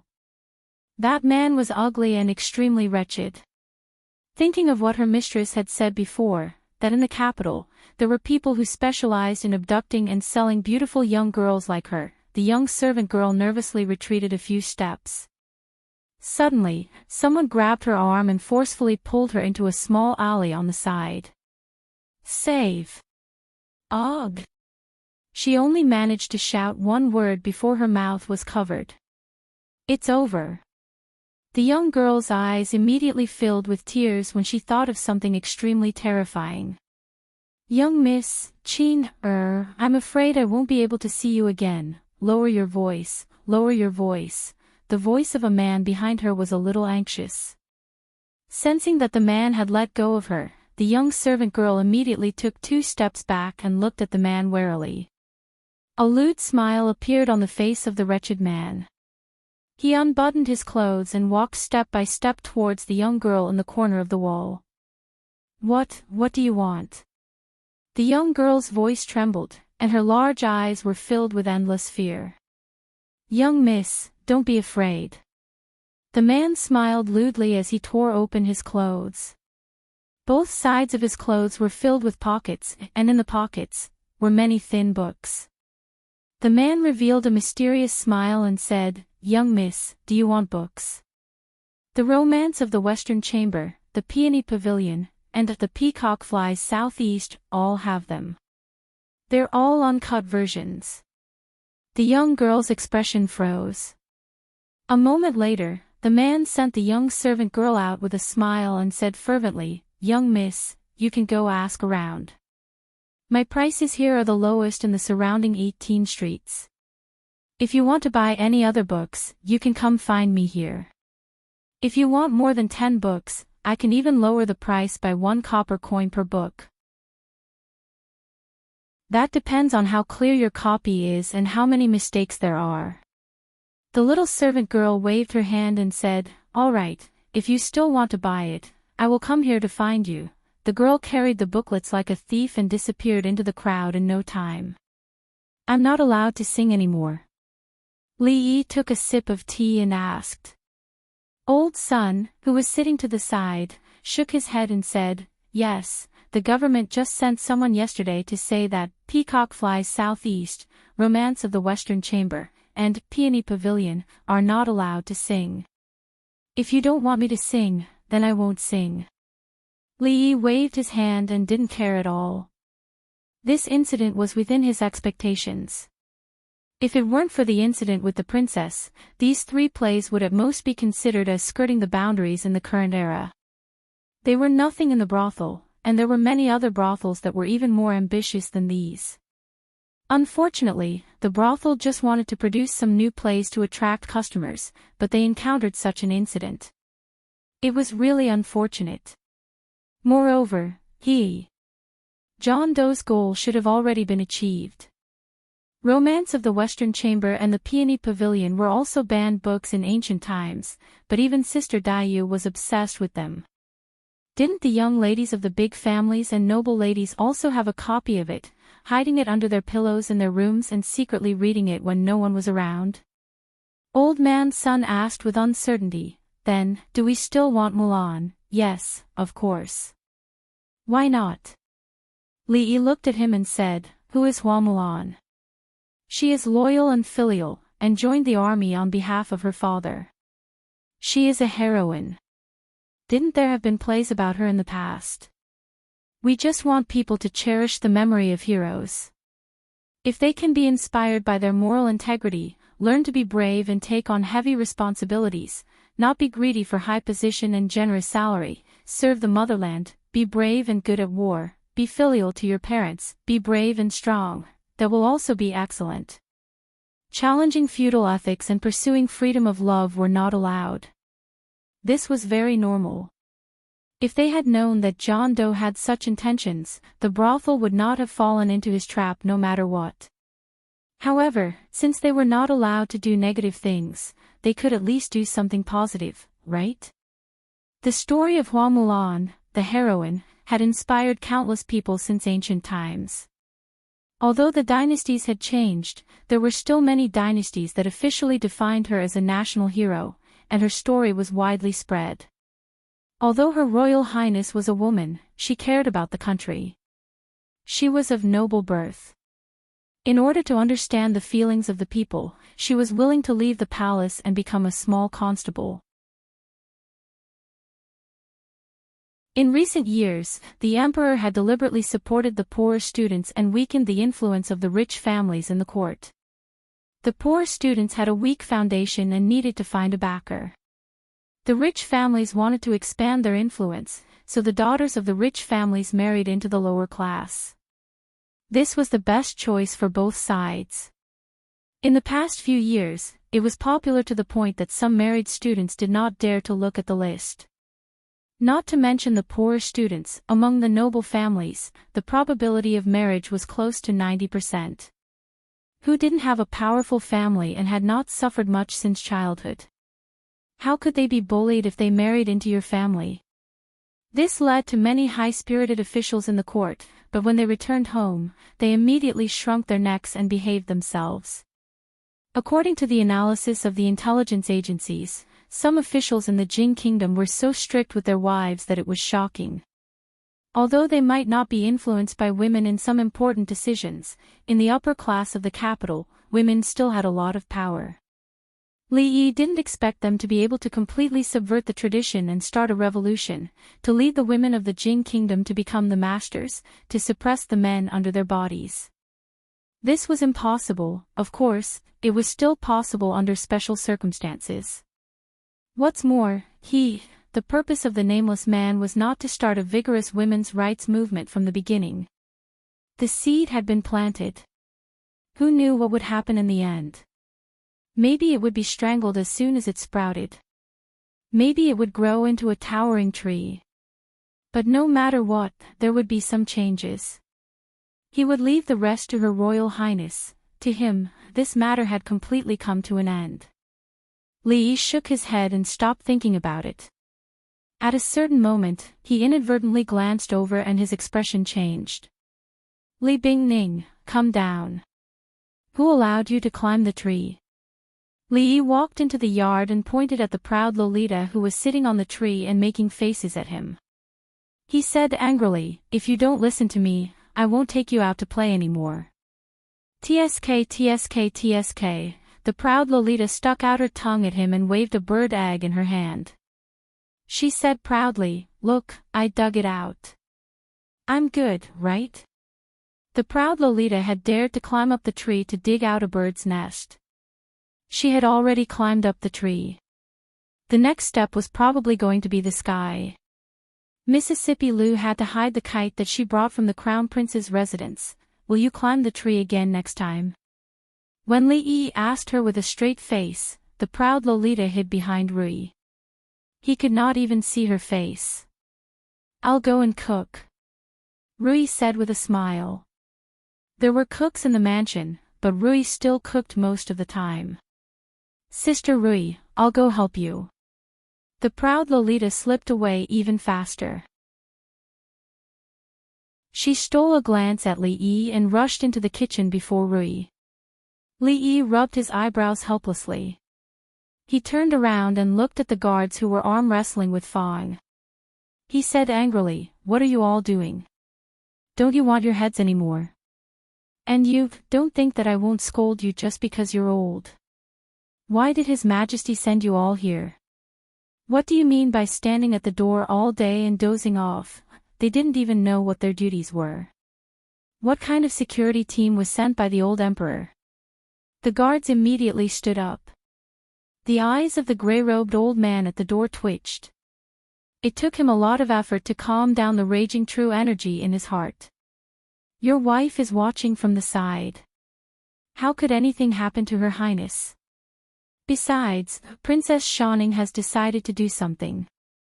Do you dare to stop her? Lu Dao, the magistrate of the capital, was very happy today. He was singled out and praised by His Majesty in front of all the civil and military officials in the imperial court.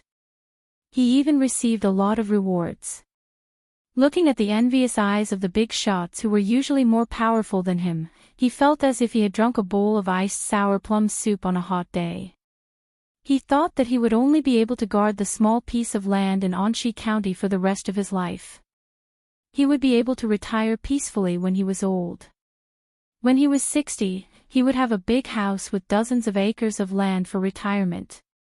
He would have filial children and grandchildren. He would never run out of money. He could even have fun with his beautiful concubine every noon. These were not too much to ask for, were they? But he never thought that when he was middle-aged, he would seem to be bewitched. His good luck was so good that even he was afraid. First, his Anshi County had a good reputation and was rated as an advanced and civilized county in the country. He was also inexplicably promoted from Qing and prefecture to the capital and to the center of power. Although he was only a small county magistrate, he was able to sit in the position of the magistrate of the capital at his age. It was hard to say what position he would be promoted to in the future. Initially, he thought that as long as he did his job conscientiously, he would be able to catch His Majesty's eye as he was familiar with the way things were done in Anchi County. In any case, he was familiar with the way things were done in Anchi County.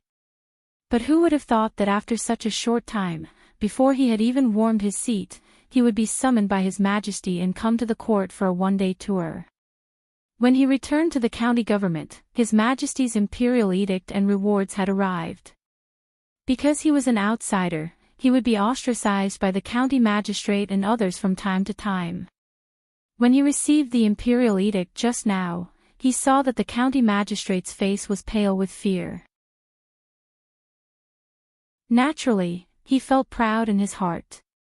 When he came out of the imperial palace just now, Lord Dong also praised him and said many words of encouragement.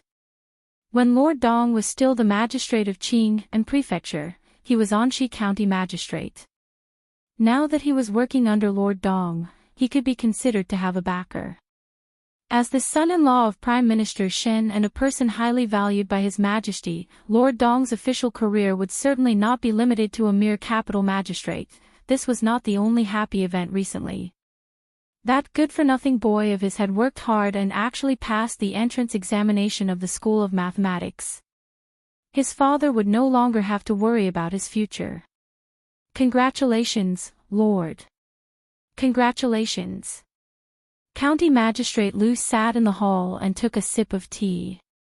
Then, a person walked in from outside the door and came forward to congratulate him with a happy face.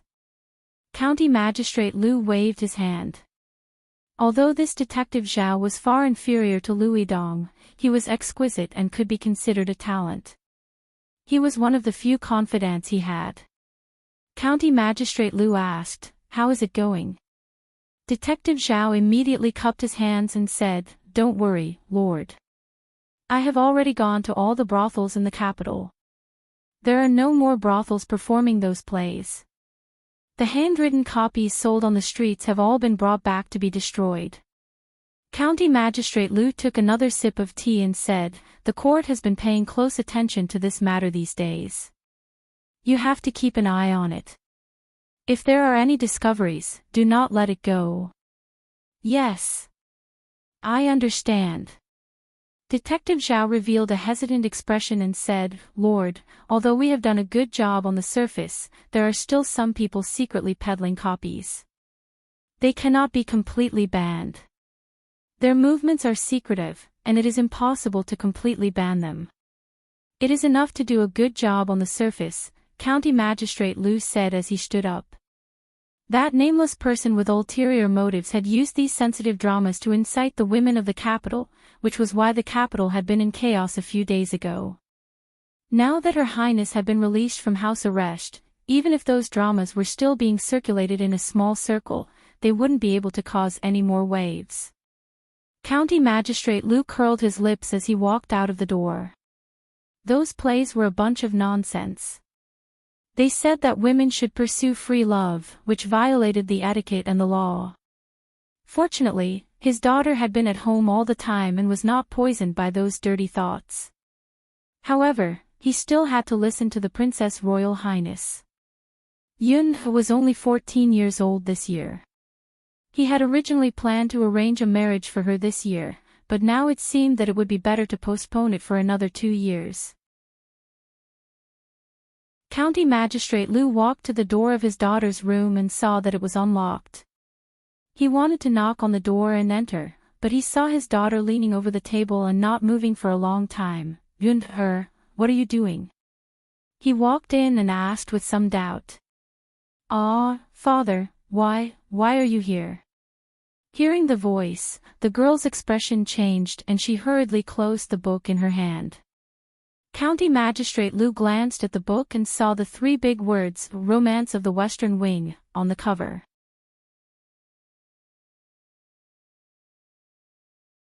Chapter 527. It's over, it's over. Miss has been discovered. The girl named Xiao Qin put her ear to the corner of the window and looked frightened. "I'm so angry. I'm so angry." After a while, County Magistrate Liu came out of his daughter's room angrily and locked the door. Seeing the little maid standing by the window, he asked, Xiao Qin, come here. The little maid trembled and came over. County Magistrate Lu threw the book, Romance of the Western Wing, on the ground and asked angrily, Tell me, how did Miss get this book? Master, I. Seeing County Magistrate Lu's angry look, the little maid trembled and couldn't say a word. Did young master give it to her? County Magistrate Lu suddenly frowned. This guy doesn't learn good things all day and only teaches his sister bad things. How dare he give her such a shameless book? I'll skin him alive. Ah. The little maid looked puzzled. Young master. It's really that brat. County Magistrate Lu's face darkened and he said, Keep a close eye on Miss and don't allow her to step out of the door. Brat, he's getting bolder and bolder. Oh, the little maid stood there in a daze with a silly expression. Dad, it's really not me. The young man leaned against the window and shouted, I've been studying mathematics at home these days. Dad, let me out. Dad, I admit that I went to Jade Courtyard 2 days ago. But what happened to my sister has nothing to do with me. As County Magistrate Lu walked out of a moon-shaped door, the young man's voice gradually disappeared. All of them have grown up. County Magistrate Lu's face was livid. His daughter watched that kind of indecent drama and his son went to a brothel. No matter how he looked at it, it seemed that he, as a father, was not strict with his children. He had been busy with official affairs these days and indeed neglected to discipline them. Hey, where did Lord Lu go? Detective Zhao looked around the county government office with a puzzled expression. Until he saw a figure coming from the arched door, he hurried to greet him and said, Lord, what's the matter? Say it. County Magistrate Lu had a belly full of anger and had nowhere to vent it, so he said coldly. Detective Zhao was startled. He knew that something was wrong with Lord Lu. If he had known earlier, he would have kept a low profile for a while. But now, he had no choice but to bite the bullet. He carefully said, Sir, in the city, the brothel in the city has a new show today. It's called Mulan, Hua Mulan. Lord Lu raised his eyebrows and said, Why is it a woman again? What do they want? Didn't I say that we are not allowed to sing these kinds of nonsense? Now that he heard things related to women, he was annoyed, so he naturally spoke with some anger. In that case, I'll tell them that they're not allowed to sing this song either. Detective Zhao probed. County Magistrate Lu said coldly, You're not allowed to sing. If anyone sings in a brothel again, bring him back. Then, he added, if it's old son, try to persuade him. All right, I'll go now. Detective Zhao nodded. I'll take my leave.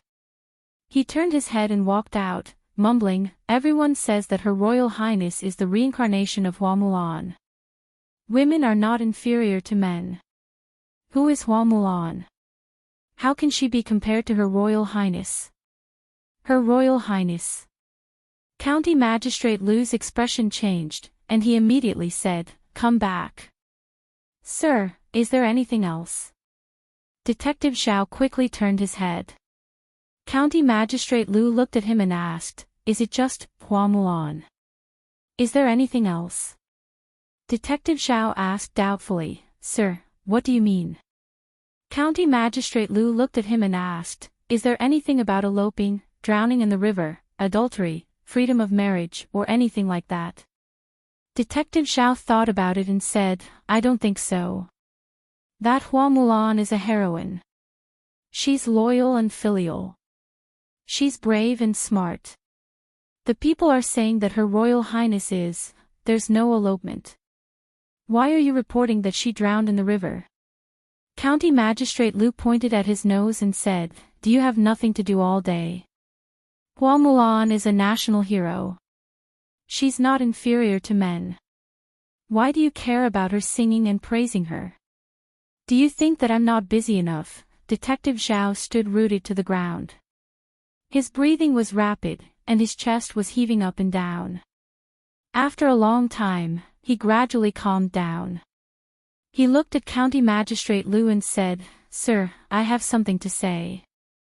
I don't know if I should say it." "Say it." County Magistrate Liu was affected by what had just happened. His tone was slightly gentler. I forgot." Detective Zhao sighed. In the end, he didn't have the courage to say those 3 words to Lord Liu. He said, "I'll take my leave." County Magistrate Liu waved his hand at him and stroked the short beard on his chin. Hua Mulan, Princess Royal. Could this be the doing of the Princess Royal or Her Majesty? The Princess Royal's Women's Union had the support of Her Majesty and Her Majesty the Queen. This move was probably to further establish the Princess Royal's prestige in the hearts of the people. If he messed it up, that was close. County Magistrate Liu patted his chest and was secretly shocked. Recently, the Tsundra Loli had been pestering Rui for some reason. She stopped swinging on the swing and stopped playing on the slide. Instead, she circled around Rui all day. Her behavior was extremely abnormal. It was not easy to get rid of her. Only then did he have time to spend alone with Rui. Before he could walk over and talk to her, Mississippi Liu stood at the door and coughed softly. She looked at Li Yi and said, "Can you go out for a while? I have something to say to my sister." One Tsundra Loli had just left, and now another one was here to cause trouble. Li Yi glanced at her and said with some dissatisfaction, "What is it that you can't say directly?" Leaning against the door, Mississippi Liu crossed her arms and stared at him. After a while, Li Yi and Tsundra Loli squatted in the yard. There was a simple chessboard drawn on the ground. "Let's make it clear in advance. This time, your elephant can't fly, and the mouse can't drill into the ground." Tsundra Loli looked at him and said warily. A disdainful expression appeared on Li Yi's face. Was it necessary for him to use Dumbo and the gopher to play chess with an 11-year-old girl? Through the messages between the brothels, the news of the upcoming hero assembly should have almost spread throughout the martial arts world. However, there is only 1 month before the assembly begins. It's still a little tense. Some people might not be able to make it in time. Mississippi Liu sat by the bed and said to Rui while looking at her. Rui thought for a while and said, "Then let's postpone it for another half a month. We have to wait until most people arrive." Mississippi Liu said hesitantly, "In this way, there will be a lot more expenses. If the expenses are not enough, we can withdraw money from home." Rui thought for a while and said, "The qualification for the leader of the martial arts world is limited to the heaven list. It should be able to save a lot of time and expenses." "Okay," Mississippi Liu answered straightforwardly. There were countless masters in the martial arts world. No one would have thought that the hero assembly that swept through the martial arts world like a storm these days, the biggest event in the martial arts world in the past few decades, was decided in this way. The qualification for the leader of the martial arts world is limited to the heaven list. It was this short sentence that caused the fight for the heaven list to reach its climax in the near future. The reason why this decision was made was that it could save time and expenses. "Sister, are you really not planning to?" Mississippi Liu raised her head. She only managed to finish her sentence when Rui shook her head and said, "You know, I can't do these things." Mississippi Liu did not speak again. The decisions regarding the hero assembly had always been made by her sister. No matter how one looked at it, she was the most suitable person to be the leader. However, she did not have any thoughts about this position that countless people were fighting for. She looked outside the door and shook her head. The two of them were becoming more and more alike. "I won." The proud Loli stood up with a proud face. "If you don't act shamelessly, you won't be able to win against me." Li Yi frowned and thought for a while. He raised his head and looked at her. He asked, "Have you heard of Tigger?" The kind that can jump out of the enemy's encirclement with its tail.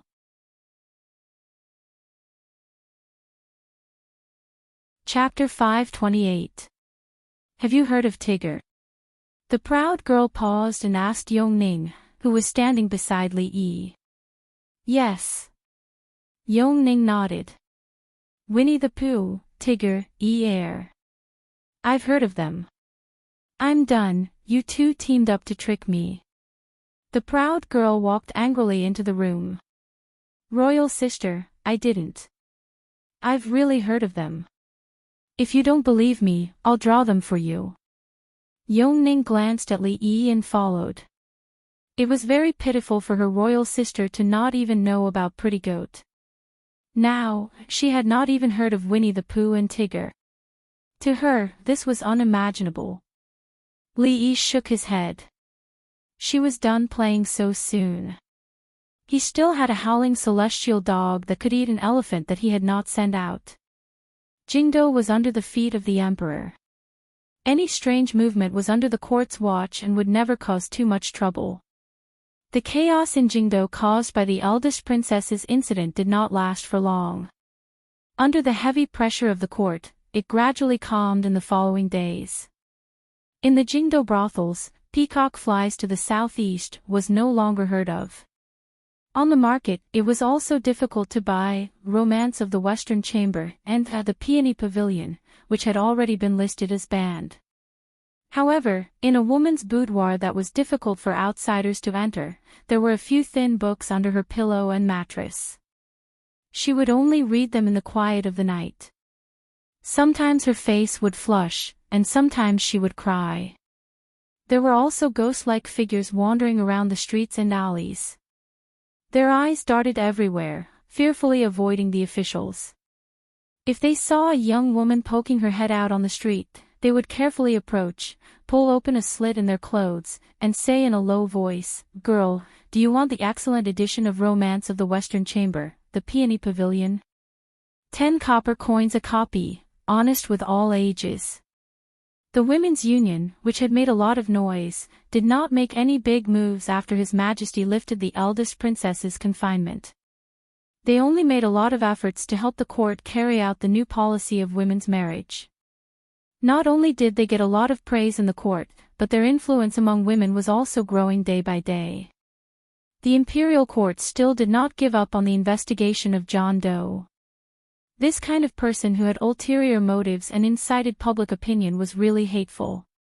If they did not control him, he would probably cause more trouble in the future. Of course, none of this had anything to do with Li Yi. These days, he was quite idle. Her Highness the eldest princess was busy with other things. Naturally, the frequency of the Tsundra Lolita leaving the palace could not be too frequent. Although this caused his super invincible celestial dog to not have a place to use it, every few days, he would go shopping with Ru Yi, listen to plays, and play with Yongning and Xiao Huan. His days were rather leisurely. In the blink of an eye, it had been more than a month since Yongning left the palace. "Whose child is that?" Xing Sumo asked Li Yi, looking at the little girl playing with Xiao Chui and Yu Zhu. "A relative." Li Yi could only answer this way. Even the old mistress almost couldn't control herself when she found out about Yongning's identity for the first time. The fewer people who knew about this, the better. Moreover, for her, she preferred the life of an ordinary person at the moment. These days, he would occasionally bring Yongning here. After all, the brothel was getting bigger and bigger. In addition to the capital, it had spread to countless states and counties. The speed of its expansion was astonishing. As the mastermind behind the scenes, as the behind-the-scenes shopkeeper, he naturally couldn't ignore everything. In fact, the interior of the brothel had been divided into various departments. Old Sun was only responsible for singing, acting, and the like. Wan Ruoqing mainly focused on the business under the brothel.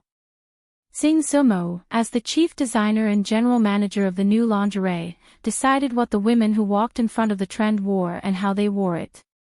In the details, Li Yi could no longer tell them what to do. As long as he could ensure that there were no mistakes in the general direction, he could let them do whatever they wanted. Of course, today's brothel naturally had more than what was on the surface. The complicated intelligence organization, the loose Second Young Ladies Lu Alliance, and the Chivalry Ranking Board, which had a strong appeal, were all part of this huge organization. By then, that small shack had become so big that no one could ignore it. Yongning walked over from afar and fed a piece of osmanthus cake to Li Yi. She said, "Brother, this osmanthus cake is so delicious. When we go back, let's bring some for Sister Rui, Sister Xiao Huan, and Sister Duanwu." The old man standing behind her was already used to this. He wasn't surprised at how the princess called Li Yi. "Little sister, what's your name?"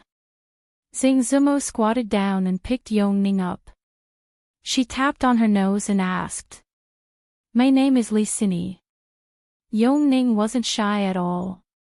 She was no longer the silly princess who only stared at the sky. She looked back at Li Yi and said, "Brother, I've seen this sister on TV before." Court examination. Xing Zumo was confused. Li Yi didn't explain to Xing Zumo. Yongning was a child after all. Although he had warned her many times to be careful with what she said in the future and not to tell others what she knew before, a 5-year-old girl would sometimes say whatever came to her mind. Even at home, there would often be such awkward scenes. Rui and Xiao Huan were already used to this. TV means. Anyway, they are praising you for being beautiful. Li Yi thought for a long time but couldn't come up with a reasonable explanation. He looked at her and said, "Children speak without fear. Don't take it to heart." Children's ability to distinguish was not very good. Perhaps they thought she was a character in a costume drama on TV. Actually, after hearing what she said, Li Yi also felt that she was somewhat similar to a famous actress in costume dramas. Children speak without fear. Xing Zumo was dazed for a moment before she understood what he meant. She gritted her teeth and looked at Li Yi coldly. "Let's go. I'll take you out to play." Xing Zumo glared at him and walked out with Yongning in her arms. The gray-robed elder flashed and was about to make a move when Li Yi tugged at his clothes and said, "It's fine." Outside, Xing Zumo was already playing on the swing with Yongning. Li Yi held his chin with one hand. He still didn't see the underwear show he wanted to see, but he saw many pictures of the latest styles. Miss Seng was Miss Seng after all. She bought all the underwear of the women in the brothels in the capital. Although it was far from replacing the underwear, she had actually started the underwear business at the same time. The underwear shop had now become famous in the capital. Until now, although the women in the brothel were the most buying, there were already some bold women who had begun to test the market, especially in the shop with slogans such as, "It's good to be a woman." Slogans such as, "Even the birds and geese sink, and the moon and flowers blush in shame, all because I'm standing up for you," and, "What's holding up isn't yourself, it's his heart," were sent out and circulated among the women. When he took out these advertising slogans, because he looked at Miss Singh a few more times, she threw a few pillows at him. Of course, even if this kind of underwear was still a bit conservative, very few women would wear it. The pleasure of the couple in the bedroom was one thing, but most of them would secretly try it on at home. After all, no one wanted to lose some of the characteristics of a woman after a few years. No matter what, this was for the sake of women. Li Yi drank a cup of tea to moisten his throat. Just as he was thinking about whether to use the Princess Royal's power to help with the publicity, he heard singing coming from outside. Xing Zumo had been trained as a pillar since she was a child. She was proficient in the 4 arts, and naturally, her singing was also good. Li Yi had heard her sing a few times. Her foundation was very good. However, which prostitute could sing, "Don't look at me just a sheep"? Don't look at me just as sheep. The green grass becomes more fragrant because of me, the sky becomes bluer because of me, the white clouds become softer because of me. The voice was crisp and beautiful, extremely pleasant to the ear. Li Yi didn't have time to swallow a mouthful of tea and sprayed it all out. Chapter 529. She's an 18 or 19-year-old girl. Isn't it childish for her to sing such a song? Li Yi shook his head. When he walked into the yard, he heard Xing Zumo's maids, Xiao Chui and Xiao Zhu, whispering. What happened to that Qin from last time? Xiao Zhu glanced in the direction of the swing. Seeing that Xing Zumo wasn't paying attention, she asked quietly. Xiao Chui pouted and said, what else? He came several times, but Miss didn't see him. I heard that Chen's family is quite well off. His family is an official, so what if he's an official? We even know someone with a title. Xiao Chui didn't care at all and said, that Chen isn't good looking. Miss doesn't want to be his concubine. Being an official isn't good. Miss will be wronged if she goes there. If the young Miss went over, she would naturally have to follow. That young Master Chen was actually quite good looking. He was a fair-skinned young man, but compared to young Master Li, he was still inferior. Even if it wasn't for the young mistress, for her own sake, she would definitely choose someone she liked more. However, Miss Li didn't seem to have that intention. This wouldn't do. How about waiting until the next time Miss took a bath or changed clothes, and then let Li in? This could be considered. It would be best if the rice could be cooked. Li Yi walked over and asked curiously, what Qin? Xiao Chui looked back at Li Yi and said, he's an admirer of Miss and wants to take Miss as a concubine. He's been here many times. After saying that, he stared at the expression on Li Yi's face. Concubine. Li Yi's expression changed. This wouldn't do. If Goddess Luo Shui ran away with someone else, where would he find such a good chief designer, chief artist, chief brothel manager? Wouldn't everything be a mess? Seeing the expression on his face, Xiao Chui finally relaxed. What are you talking about? Xing Zumo walked over with Yong Ning in her arms. I'm talking about Qin, Xiao Zhu said immediately. Xing Zumo panicked for some reason. She looked at Li Yi and shook her head. Why are you talking about him? He has nothing to do with us, exactly. Li Yi nodded and said in complete agreement, a woman is 18 years old. Even the imperial court has said that it is most appropriate for a woman to talk about marriage after the age of 20. By the way, what is the background of that Qin? Xiao Chui thought for a moment and said, in Chen's home, it seems like there is some kind of minister-counselor. What kind of wolf is a squire wolf? Does it bite people? Xiao Zhu asked suspiciously. Minister-counselor. Li Yi shook his head and said, how can a mere minister-counselor be worthy of your miss? The son of the minister-counselor is even more unworthy. The next time he comes, tell him to wait until he dismisses the Minister of Rights and takes the seat himself before we discuss this matter. Xiao Chui nodded vigorously. Xing Zumo looked at him. Although his words were pleasant to hear, why did she still have the urge to slap him? Xing Zumo glared at him and said, bah. The Minister of Rights is already a third-rank official. How can you say something like this? Li Yi sighed and said, self-improvement is the most important thing for a woman. If you look down on yourself, who will look up to you? So what if he's the Minister of Rights? So what if he's a third-rank official? You are the famous Luo Shui goddess of the Jing kingdom. Just say the word, and the line of suitors will stretch from here to outside the city.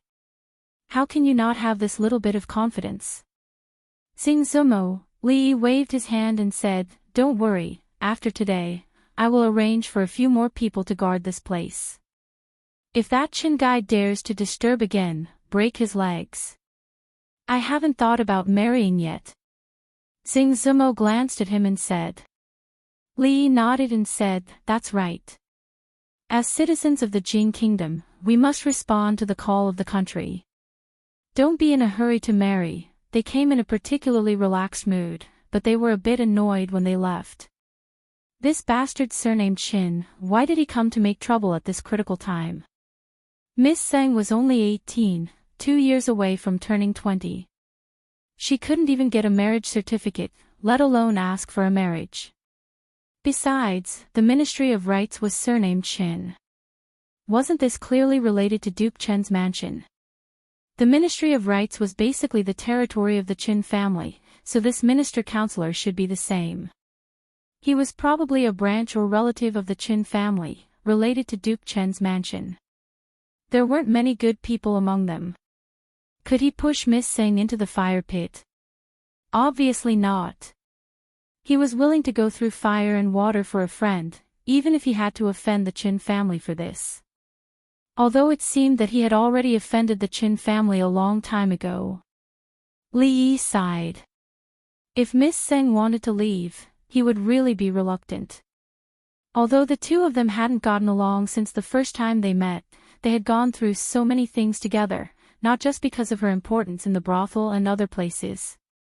He was just joking just now. With her character, if she really wanted to do something, probably no one could stop her. Ever since she resolutely left the Jadeite courtyard when she was the most popular, even though she became famous because of the goddess of Luo River and her value skyrocketed 100 times or even 1,000 times, she still didn't regret her decision. She lived a hard life with Xiao Chui. From this, it could be seen what kind of opinions she had. Of course, if she really chose to leave, Li Yi wouldn't stop her. Of course, he still had to stop her. He had to persuade her with love, reason, and profit.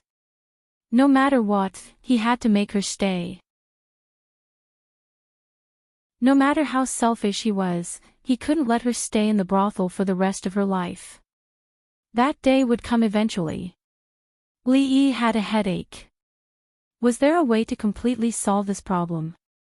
"Brother, I like that sister Zhang just now." On the road, Yongning suddenly turned her head and said while holding his hand. Li Yi squatted down and picked her up, letting her sit on his shoulder, and said, "Why does Cindy like her?"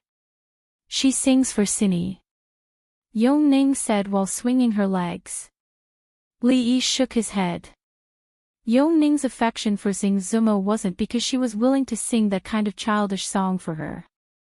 In her subconscious mind, she probably also regarded Xing Zumo as someone familiar in her previous life. Even if she had only seen Xing Zumo on TV, it was already precious to her. "Brother, do you like Sister Zhang?" Yongning grabbed Li Yi's neck and asked. "Do you like her?" "I like her." Li Yi sighed and said helplessly, his neck was about to break. "Yeah, I knew it." The little girl was obviously happy. "Brother, I want to hear you sing." She became more talkative when she was alone with Li Yi. "Sure, what song do you want to listen to?"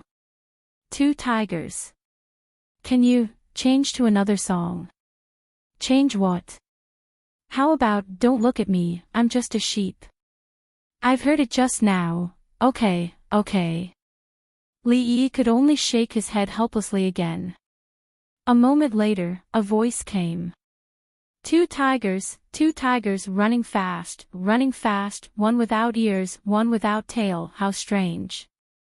How strange. A few steps behind him, several palace guards tightly pursed their lips, but they didn't dare to laugh. Their bodies were slightly trembling, and their faces were already a little blue.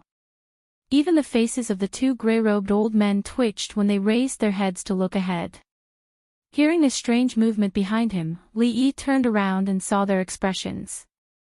He said coldly, "If anyone dares to laugh today, I'll push the merry-go-round for the whole day tomorrow." This was a life-threatening task.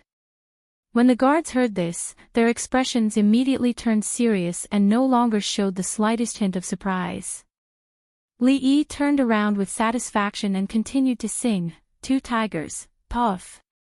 Ha." I really can't help it. All the guards clutched their stomachs and staggered. Li Yi's expression was calm, and he didn't look back. Fong had been working hard these days, and it was time to take a few days off to relax.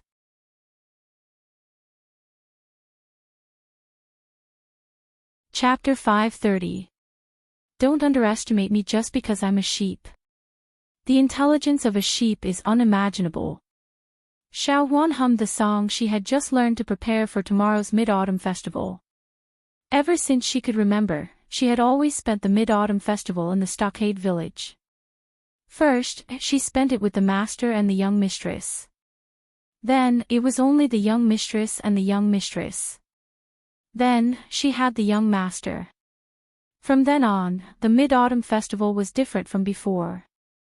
Everything was good in the capital city, except that the moon was not as round as in Qing and Prefecture. She still remembered that the young master told them the story of Chang Yi flying to the moon last Mid-Autumn Festival. Of course, there were even more incredible things about the moon. However, it was fine that the moon was not round, but the key was that the son-in-law seemed to be very happy. In Xiao Huan's memory, the son-in-law was not that happy during the Mid-Autumn Festival or the 15th of every month. So every few days, she would feel a little worried. She did not know why there was such a change now, but change was always good. Ever since that little princess came to the house, the son-in-law had changed a little. Sometimes, she would have a sour feeling in her heart. Later on, she thought that she would soon return to the palace and live alone in a very big room. It must be very lonely. She did not know if she would be afraid to sleep at night. In any case, when she was that young, she did not dare to sleep alone. Thinking of this, she felt some sympathy in her heart, and the trace of jealousy in her heart also dissipated. Li Yi walked out of the room. He had just coaxed Yongning to sleep. Tomorrow was the Mid-Autumn Festival. Although he wanted to keep her, the old emperor would definitely not allow it. It had only been less than a month and a half, and the old emperor had called her back to the palace for 3 days. Rounding it up, it was 10 days. He had to postpone it for 10 days next month. Otherwise, he would suffer a great loss. Speaking of which, since coming to the capital, there had been a lot of messy things. It was only recently that he had completely relaxed. He really hoped that the days would continue like this. What king of Shu, what Chen family, what young Duke Qin, what Dianxia Academy. He didn't have to care about those messy things anymore. Yongning had just fallen asleep, Xiao Huan was busy in the kitchen, and Mississippi Lu rarely stayed out of the house. She was wiping her precious Choshue in the yard. In the room beside her, the proud Lolita looked excited. She was talking with Rui. What a harmonious and warm scene. Sister Rui, can you let me marry Sir in the future? As soon as Li Yi stepped into the room, he heard that Tsundra Lolita pulling Rui's hand and saying this. The warm and harmonious scene was instantly shattered. Rui was stunned for a moment, then she chuckled. She really couldn't answer this little girl's joke. I'm not joking. The Tsundra Lolita was a little anxious and said, even if I really marry Sir in the future, Sister Rui is still a sister. I will be very obedient, just like now. I will always be younger than Sister Rui. Seeing that Rui was still unmoved, the Tsundra Lolita gritted her teeth and said, Two younger is fine too. At most, 1 younger than Sister Zheng that Sir secretly went to see. No younger than that, Sister Zheng. Rui let out a soft cry of surprise. She looked over the Tsundra Lolita. Sister Zheng. Mississippi Lu's Choshue had already been wiped. She crossed her arms and carried her long sword in front of her chest. She stared straight at Li Yi. Li Yi looked in front of him and then looked behind him. He had a feeling that the world was big and there was nowhere to escape. Husband, if you really like that goddess Luo Shui, then please bring her back. When there were only the two of them in the room, Rui looked at Li Yi and said, Husband, you don't need to worry about me. I'm not a jealous woman.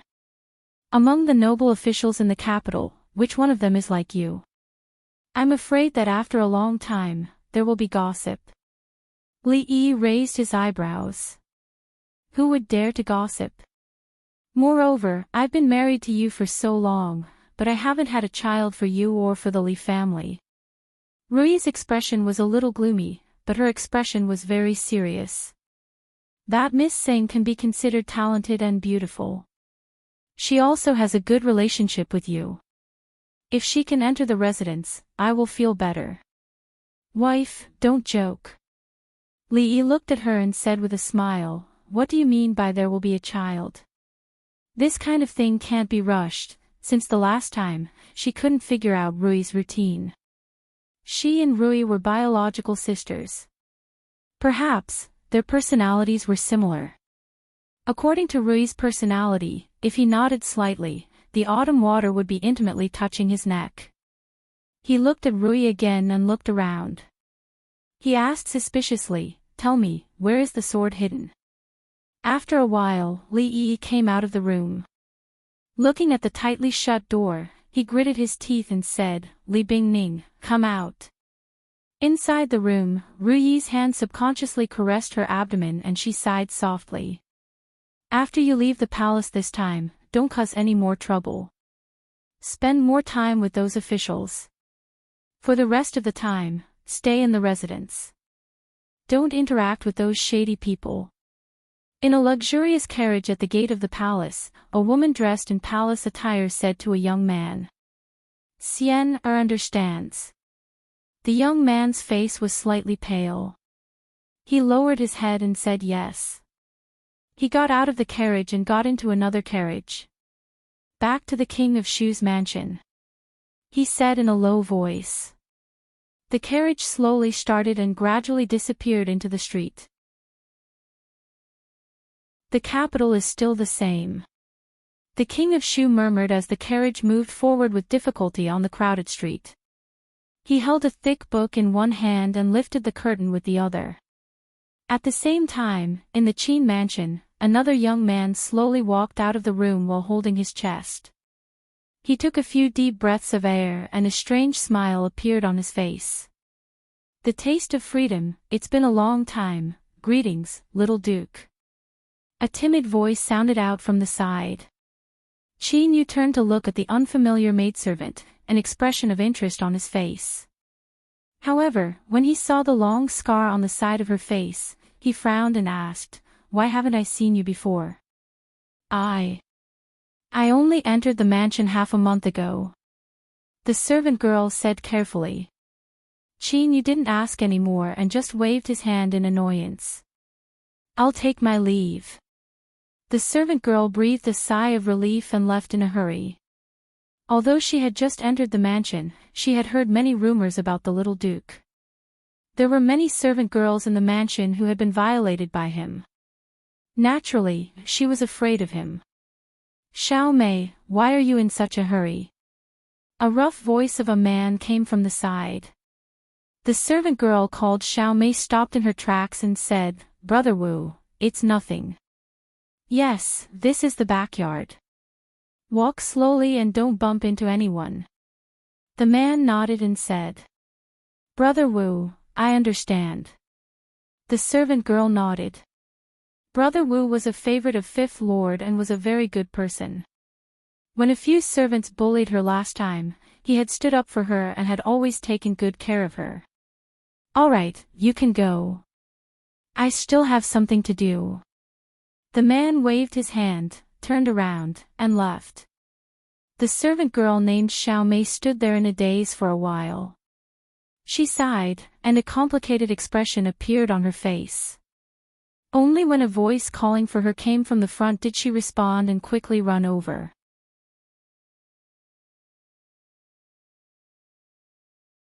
Chapter 531. Before the Mid-Autumn Festival, Yongning and the Tsundere Lolita were taken into the palace. Today was the second day after the Mid-Autumn Festival, and Yongning should be sent back in 2 days. Since the beginning of autumn, the weather has gradually become cooler. The unbearable summer heat has gradually faded away. In the capital, the smoothie shops and ice-making workshops have gradually closed, but the sales of Rui's dough are as hot as ever. According to the experience of last year, this kind of popularity will continue for at least 3 months, and will gradually decline after the first snow falls. Li Yi was lying on the rocking chair in the courtyard with his eyes closed. Xiao Huan stood behind him, and a pair of skillful hands pressed on his head skillfully. Knowing that her son-in-law was thinking about something, this time, she didn't chatter in Li Yi's ear, which was rare. Li Yi was indeed thinking about something, and it was a very troublesome thing. Rui's mood has been a little depressed in recent days. He thought it was a normal reaction during a special period, and tried all kinds of methods but failed to change it. It was not until 2 days ago that he found the crux of the matter. It has been a few months since the two of them consummated their marriage. Under normal circumstances, there should be no movement in her stomach. This is what she cares about. This is also what Li Yi is worried about. Could it be that in the process of transmigration, some unknown changes occurred in some places, leading to the current situation? He even went to the Imperial Physician's Bureau to find Lu Jimin. Although old Lu's diagnosis was that there was no problem, it did not make him feel at ease. After all, if there was really something wrong because of the different body and soul, it was not something that could be seen just by feeling the pulse. Of course, the problem may also lie with Rui. After all, this matter seems to have nothing to do with the level of martial arts. But considering the pressure in her heart, Li Yi did not say anything or do anything, and tried to avoid this topic these 2 days. Since ancient times, people would blame this kind of thing on women, even they themselves thought so. No wonder Rui wanted him to marry Miss Zhang. This has probably become a knot in her heart that can't be untied. Forget it, stop rubbing. The more he thought about it, the more annoyed he became. Li patted Xiao Huan's hand and said, "Oh." The young maidservant behind her responded in a low voice. She had a worried expression on her face. The son-in-law had encountered some trouble, and the young miss didn't seem to be very happy either. How good would it be if she could help the son-in-law? The sound of footsteps came from outside the door. Xiao Huan raised her head and saw the princess who often came to the house walking in. She could see princesses every day, and more than one of them. She was already immune to princesses. "Xiao Huan, brew a cup of tea." Li Yi casually stretched out his hand as a greeting and said, "Sit anywhere." The maidservant looked around. There wasn't even a chair here. Did the son-in-law want the princess to sit on the floor? "Guild leader, you shouldn't be so free lately, right?" Li Yi asked lazily as he looked at the princess. And Mingzu didn't sit down. She looked at him and said, "The specific things are naturally done by the subordinates. I'm not that busy." Li Yi sat up from the chair and looked at her. How could she not be busy? The women's union didn't bring all the women together to hold a party every day to discuss which perfume smelled better or which brassiere was more stylish. They clearly could do more things.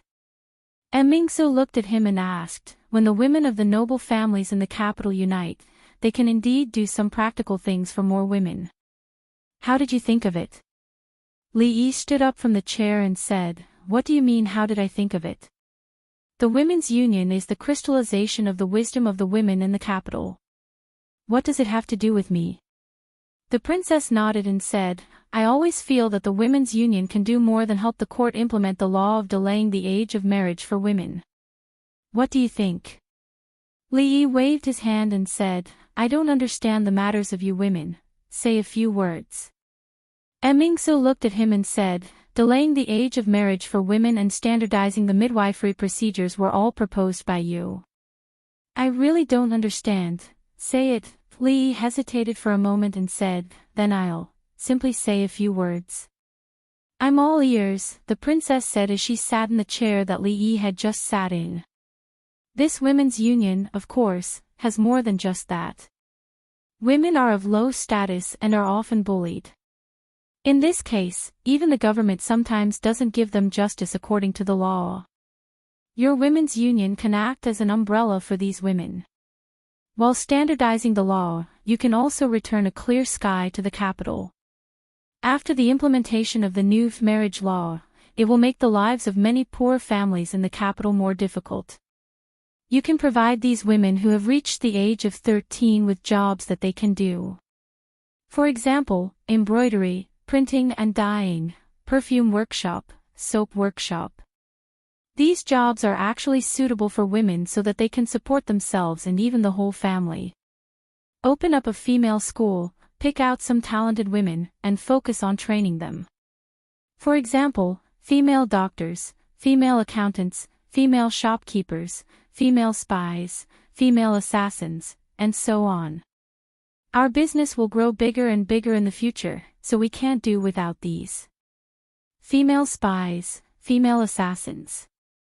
Mingsu looked at him in surprise. What does this have to do with business? This is not important. Li Yi waved his hand and said, embroidery, printing, and weaving are more important. Let Li Xian improve the loom, and also improve the recipe of dyes. Don't make cloth, make clothes. Forget it, you don't need to worry about this. I'll arrange it. Women's school, you have to pay enough attention to it.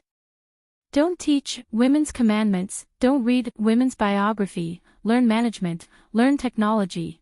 2 hours later, Li Yi drank the tea that Xiao Huan brought over in one gulp and said, I'll just say a few words. Do you remember?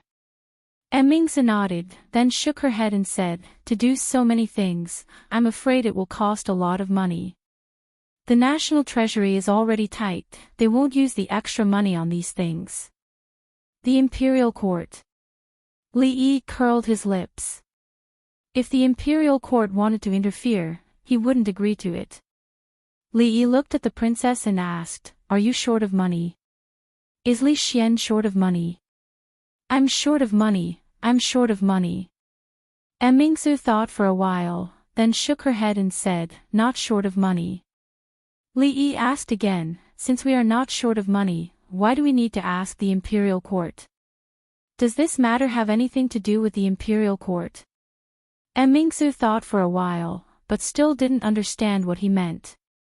Why don't you say a few more words?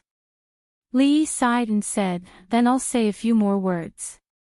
2 hours later, the princess stood up and looked at Li Yi and said, I understand. Li Yi let out a long sigh of relief and patted her shoulder. With an extremely serious expression, he said, good luck, I believe in you.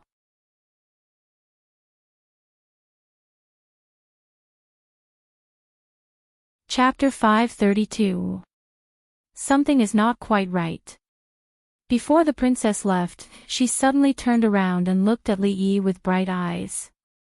Just now, he had said a few more words. Li Yi was very thirsty. He held a pot of tea and gulped it down. Hearing this, he put down the teapot and asked, what is wrong? The princess showed a thoughtful expression and said, you usually avoid trouble when you can, and you don't say a word more if you can. Why are you so attentive this time? There must be something wrong. Looking at Mingzhu's slightly suspicious eyes, Li Yi wanted to throw the teapot in his hand at her. *CK. I just said a few more words. What's wrong? Do you think I have any ulterior motives? If you were the first prince instead of the eldest princess, I wouldn't have to do these things and say these words. I have nothing better to do. At the risk of being checked by the court, I helped to implement the new marriage law, and I stayed up late to write the script. I even had a few pimples on my face. I also had to hire the internet water army to fan the flames and create public opinion. It was not easy for me to do all this. It was good to sell perfume and underwear. Why would I care about the happiness of the women in the world? Whether their thoughts were independent or not, and whether their consciousness of struggle was awakened, what a heartless fellow. Why didn't she take a look at who was the one getting the benefits? All she did was casually show her blade in the imperial court and earned her reputation and money. When the two ideas he had just said became reality, who knew what she would get? Now, she was actually suspecting that he had ulterior motives. Without him, she would still be grounded. Xiaowan, see the guest out. Li Yi lay back on the chair and was extremely disappointed. He didn't look at her again and ordered the little maid. The little maid looked ahead blankly. That was the princess. How could he see her out? Mingzu wants to open a girls' school. Emperor Jing turned his head and looked. He shook his head and said, according to what the Empress said, the scale of this girls' school is really rare in the world. It can be called another directorate. The national treasury has always been tight, but there is no extra money for her to toss about. Although women's schools were rare among the common people, they were indispensable to those scholarly families and aristocratic families. The girls in the family had to enter the women's school at an early age. Aside from learning the 4 arts of zither, chess, calligraphy and painting, as well as poetry and classics, they also had to learn the women's reflections and women's training, which were related to women's virtues, women's duties, and the etiquette of the boudoir. He was not surprised that Mingzu wanted to do something for women these days and wanted to open a girls' school. However, if they followed her plan, it would cost a lot of money. The national treasury was already tight, so it was impossible to use the money on these things. The Empress put a bowl of soup on the table in front of Emperor Jing and said, "Your Majesty guessed wrong this time." Mingzu did not want to take money from the national treasury. Emperor Jing asked doubtfully, "Without an investment of 100,000 taels of silver, I'm afraid it will be difficult to succeed. Where will she get the money?" The Empress smiled and said, "Your Majesty, do you know what is the most profitable business in Jingdo?" Jing Emperor drank a mouthful of soup and turned to look at her. He had to deal with countless government affairs every day. How could he have the energy to care about these things? It's perfume. The Empress looked at him and said, "In the palace, from the concubines to the palace maids, even the little princesses use perfume. It is very popular outside the palace. Every time a new product is released, it will set off a wave in the circle of the noble ladies in the city. Your Majesty, do you know how much this inch-tall bottle of perfume sells for?" Emperor Jing shook his head. Li Yi said that he could not smell perfume, so the palace maids around him were not allowed to use it. The Empress never used it, so he was not very clear about this. 10 taels of silver. The Empress shook her head and looked at him. 1 bottle is 10 taels of silver. Even so, there are still countless people scrambling for it. What's more, perfume is only one of the industries under Mingzhu's name. The profits of soap and liquor are not inferior to perfume. To be honest, I do not know how much wealth Mingzhu has now. Emperor Jing was surprised and said, "These things have such a big profit. In just half a year, she can easily take out 100,000 taels of silver." 100,000 taels of silver was not a small amount. It should be known that the annual tax revenue of the Jing kingdom was only 10 million strings of silver. In the past 2 years, there had been disasters. Last year's tax revenue was only 8 million strings of silver. It was incredible that Mingzhu alone had a wealth of 100,000 or more in such a short period of time. "This is all thanks to your Majesty's County Earl Li," the Empress smiled and said. "Not only Mingzhu, but Xian, has also earned a lot of money in the past 6 months. I have received their filial piety these days. My hands are tired." He did not want to be a good county earl, but learned to do those profit-seeking things like a businessman. Emperor Jing shook his head and asked, "What has Li Yi been doing these days?" Changda's figure appeared behind him and said, "Your Majesty, County Earl Li has been playing around with the 2 princesses these days." "What else?" Seeing that Changda did not speak again after saying one sentence, Emperor Jing looked back and asked after a while. "Your Majesty, nothing else." Changda shook his head and said, Emperor Jing was stunned and asked, "He only plays with Yongning Shaning every day." Changde nodded and said, "County Earl Li said that this is to let Princess Yongning relax and help her illness." Emperor Jing waved his hand and said helplessly, "I don't know where he learned his medical skills. Although it seems absurd, it is effective." "Forget it," Changde thought for a while and said, "County Earl Li also said that because His Majesty summoned Princess Yongning to the palace twice and interrupted the treatment, she needs another 10 days of treatment." Emperor Jing frowned and asked, "What do you mean?" "It means that because His Majesty summoned the princess to the palace for 3 days, the princess needs to stay in County Earl Li's mansion for another 10 days. Changde said. "Nonsense."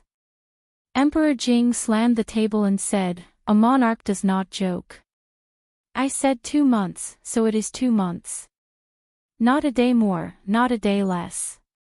You actually blame me for summoning Yongning into the palace. Why? Can't I see my own daughter?"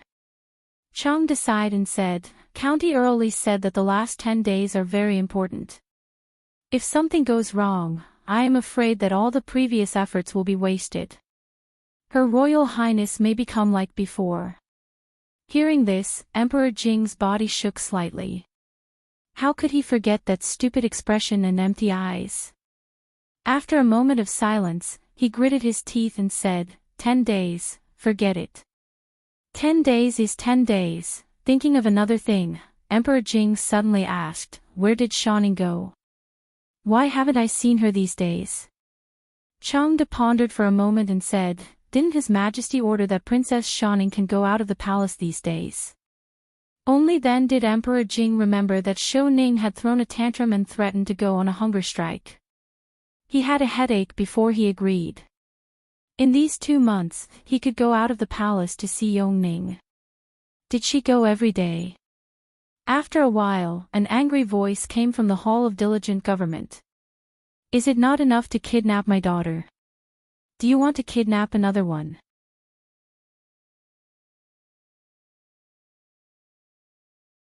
Chapter 533. Yongning's condition is more urgent. Should we add a few more courses of treatment? Li Yi thought about it carefully and felt that the old emperor wouldn't agree. According to the information he got from Changde, it might be a big risk if he pushed it further. Forget it, it's better not to take this risk. After fooling around for 10 more days, there was still half a month left to squander. Yongning didn't realize at all that she would return to the palace in half a month. She ran in the yard, picked up the paper planes that had flown out, and let out a crisp laughter. Xiao Chui and Xiao Zhu were very depressed, because the distance the two of them flew with their paper planes was not as far as Yongning, not to mention that she was still a little girl. This made the two big sisters suffer quite a blow. Li Yi glanced at them. It would be a miracle if they could fly past Yongning. He had found the method of folding paper airplanes from a book called Advanced Paper Airplanes Encyclopedia. He had accidentally glanced at it and saw it as Advanced Paper Airplanes Encyclopedia. He had wondered how such a book could be placed in the provincial library. Airplanes were also divided into high and low levels, and did it need to be taught? This is the account for the past half a month. Have a look. Xing Zumo threw a thick account book in front of him. Yes, he was now at Xing Zumo's place again. Of course, it wasn't because he wanted to marry Miss Tseng and have children. It was because Yongning insisted on pestering him to come over every time. In the past few days, he had heard Little Bunnies Be Good, Flying Bugs, and Where is Spring? To be honest, seeing Yongning and Miss Tseng being so close, he actually felt a kind of sour feeling in his heart. So what if she was beautiful and sang well? Li Yi tore 2 pieces of paper from the back of the account book and folded 2 paper planes. However, because the paper was too thin, they didn't fly very far. He was too lazy to do such a boring thing as looking at the account book. He reached out to grab a handful of melon seeds and asked casually, "Where is Ruoqing?" Seeing that half of the seeds in front of her were gone, Tsingzumo silently moved the bag of seeds closer to her and said, "He went to the underwear store and will be back at night." Since yesterday, Yongning had said that she wanted to eat osmanthus cake several times. In fact, Li Yi also wanted to eat it. With the same ingredients and the same method, the taste of the cake he made was far from the one made by Wan Ruoqing. Li Yi always suspected that she had some ancestral secret that she didn't tell him. While looking at the latest lingerie illustration designed by Tsingzumo, he was munching on melon seeds. Although the style was still a little conservative, it had a unique flavor. No wonder those men couldn't hold themselves back when they saw it. Li Yi looked at the album and then looked at Tsingzumo.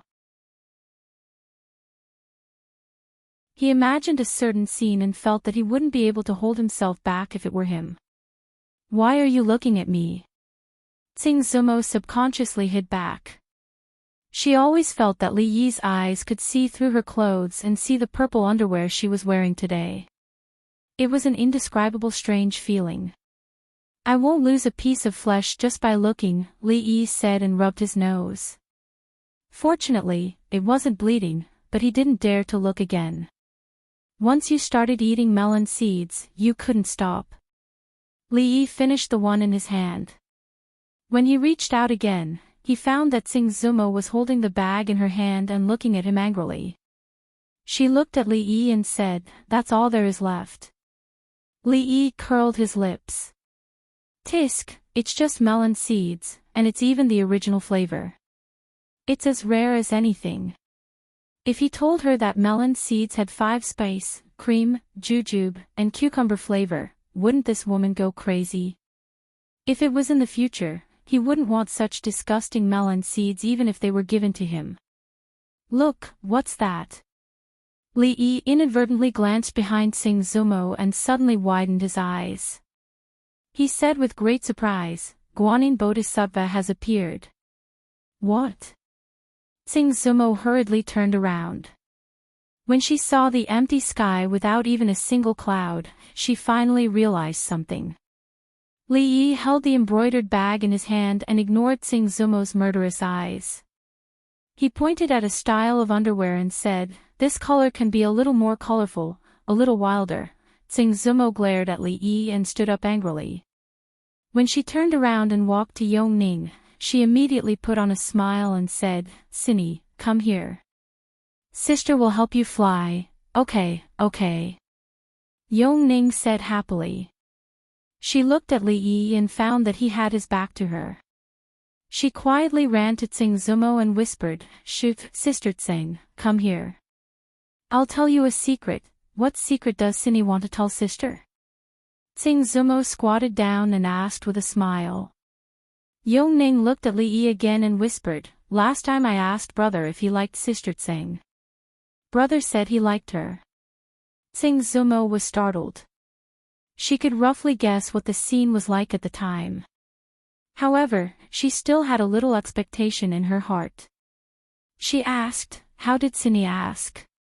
"Cindy first." Seeing the little girl's serious answer, Tsingzumo shook her head.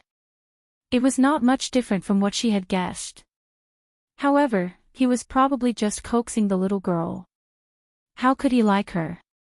She pinched Yongning's little face and felt inexplicably disappointed. However, she still smiled and said, "Come, sister will help you fly. By the way, why is this called a paper plane?" "What is a plane?" Yongning didn't answer this question. She said mysteriously, "Also, brother said last time that he wanted to marry Sister Tsing as a concubine and bring Sister Tsing home." "What is a concubine? When will sister come home with us?" Tsingzumo's body shook, and the smile on her face froze. The paper plane in her hand also fell to the ground. Li Yi looked at Tsingzumo walking back to the room with her head down. She didn't seem to be in a good mood. "It can't be, just because I ate a small bag of melon seeds." "Hey, what's wrong with you?" "I'll return the melon seeds to you." "It can't be, how about I buy a big bag for you?" Hey, why did you close the door?" Seeing her go in and close the door, Li Yi stood up in shock. He was a little confused. It's just a few melon seeds, Qin Manor, in a certain exquisite courtyard. Congratulations on your recovery, brother Qin. Congratulations, young Duke Qin. Young Duke Qin has just recovered from his injury, so it's not suitable for you to drink. This toast is for you. Young Duke Qin was an influential figure in the capital's foppish circle. Not only was his status respected, but his luck was also different from others. He was violently beaten by Crown Prince Li Xian, slapped in the face by Li Xianzi, and grounded by Prime Minister Qin for half a year. It was not easy for him to end his grounding early. But in less than 2 days, he was seriously injured by a righteous man who saw injustice because he molested a woman on the street. Several of his ribs were broken, and he had been recuperating at home until today. Such a bumpy experience made those who saw it sad and those who heard it cry. Everyone was watching with wide eyes to see what the next unfortunate thing that young Duke Qin would encounter would be. There were only 2 people who could sit at the same table as Qin Yu. Cui Qingyu took a sip of wine and asked, "That thief still hasn't been caught?" Chen Lijun shook his head and said, "That person acted decisively. Before the officers arrived, he had already left the city. Although he left his name behind, for people like that, once they escape, it will be as difficult as ascending to the heavens to catch them again. It's fine." Qin Yu shrugged as if he didn't care much about this matter. He asked, "I heard that your highness also left the palace." "Just 2 days ago."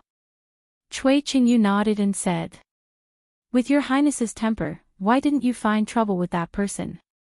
Qin Yu raised his eyebrows and asked, "You mean Li Yi?" Cui Qingyu glanced at him. The hand of a servant girl who was pouring wine for him suddenly trembled and the wine spilled on the table. The servant girl with a long scar on her face turned pale and hurriedly wiped it with her sleeve. Cui Qingyu frowned and said, Okay, put it here, I'll do it myself. Besides that Li Xianzi who is deeply favored by the emperor. Oh, I should call him Li Xianbo now. Besides him, who else could it be? Qin Yu's mouth pulled into a strange smile. Cui Qingyu shook his head and said, "With his current status, no matter what, your highness can't do anything to him. After your highness left the palace, your highness closed your door and didn't go out.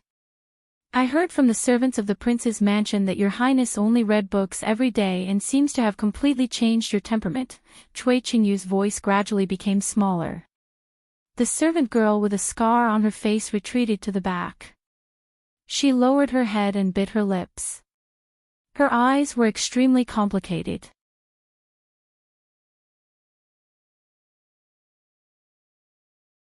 Chapter 534. Xiao Cui, come here. Yongning and Shaning were playing house in the yard. Li Yi sat on the stone bench and waved at Xiao Cui. "Li, what's the matter?" Xiao Cui ran over. "Is your young mistress on her period these days?" Although he knew that it was inappropriate to ask this question, Xing Zumo had ignored him for a long time because of those melon seeds. Miss Xing wasn't that stingy, so Li Yi felt that the problem should be in other areas. Ah! When Xiao Cui heard this, she was stunned for a moment. Then, her face turned so red that it looked like blood was about to drip out. This kind of thing about a woman, how could she casually tell others? If she said something like this, the young mistress would beat her to death if she knew. No, in a few days. Thinking of this, Xiao Cui said with a red face. "I see." Li Yi shook his head. If it wasn't for that reason, what else could it be? Xiao Cui lowered her head and muttered, "I don't know what's wrong with the young mistress these days. She's always in a daze and often forgetful. The young mistress has never been like this before. In short, it's very strange." Inside the room, Xing Zumo sat at the table with a brush in her hand. Her eyes were slightly unfocused, and the rice paper in front of her was blank. The knocking continued for a long time before she heard it. She put down the brush and said, "The door isn't closed. Come in." Crash. Lee threw a big bag on the table, looked at her and said, "Salt and pepper flavor, 5 spices flavor, cream flavor, red dates flavor, plum flavor. I just ate a few of your melon seeds. Is there a need to be so angry for so long?" Sing Zumo was stunned. She opened one of the small bags, and a strange fragrance wafted out. She tasted one, and the expression on her pretty face changed slightly. Then, she put them all away and said to Lee, "When was I angry?" It was a woman's nature to refuse to admit it. She almost wrote the word angry on her face. "How dare you say you're not angry? If you're not angry, then give me back my melon seeds. You mentioned a clothing store yesterday. What's going on?" Sing Zumo deliberately changed the topic. Lee shook his head and was finally able to speak normally. He said, "The fame of underwear has already spread. We can expand our business and make ready-made clothes. In addition to the common styles, we can also design some new styles and divide the sizes. Whichever one the customer likes, they can wear it directly after paying the bill." In this era, there were no clothing stores. There were only cloth shops. Small families would buy cloth at home and cut it into their own clothes. Rich families would hire a tailor to make it, so there was no concept of ready-made clothes for the time being. Food, clothing, housing, and transportation. No matter what era it was, people couldn't live without these 4 things.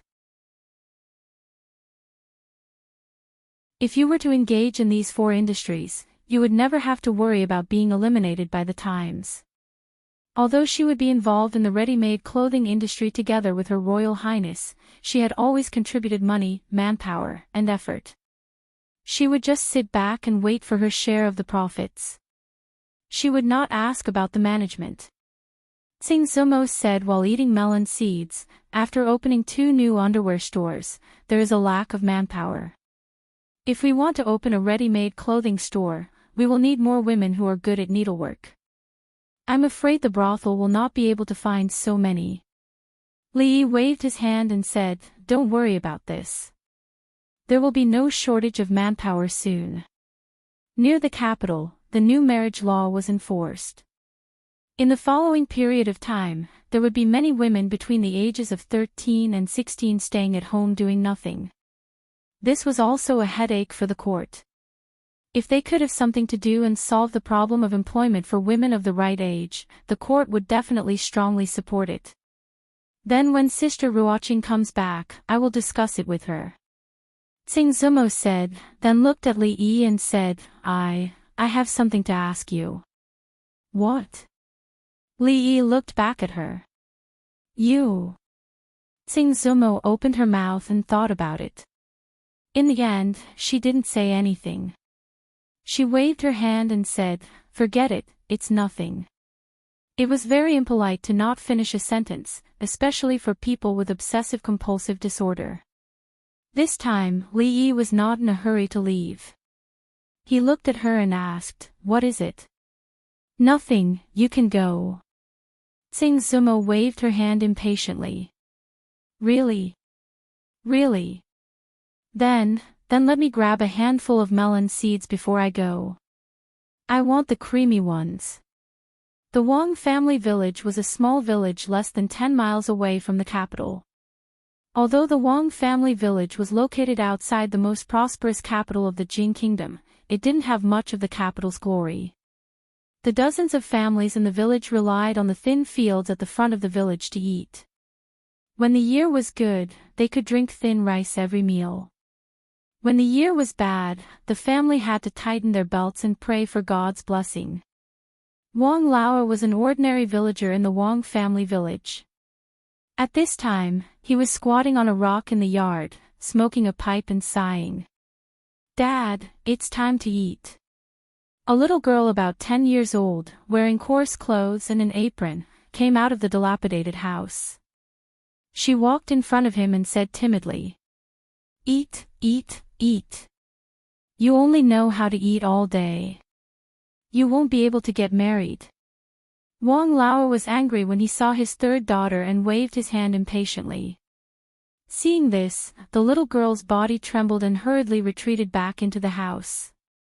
Wang Lao put the pipe on the rock and coughed, and said angrily, "What is the court doing? Are they trying to kill me?"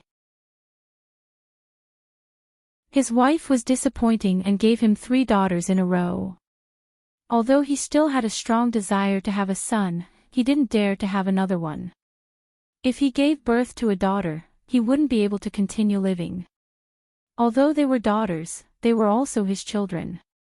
Although they were often beaten and scolded, they had been living in poverty for more than 10 years, and they had grown up one by one.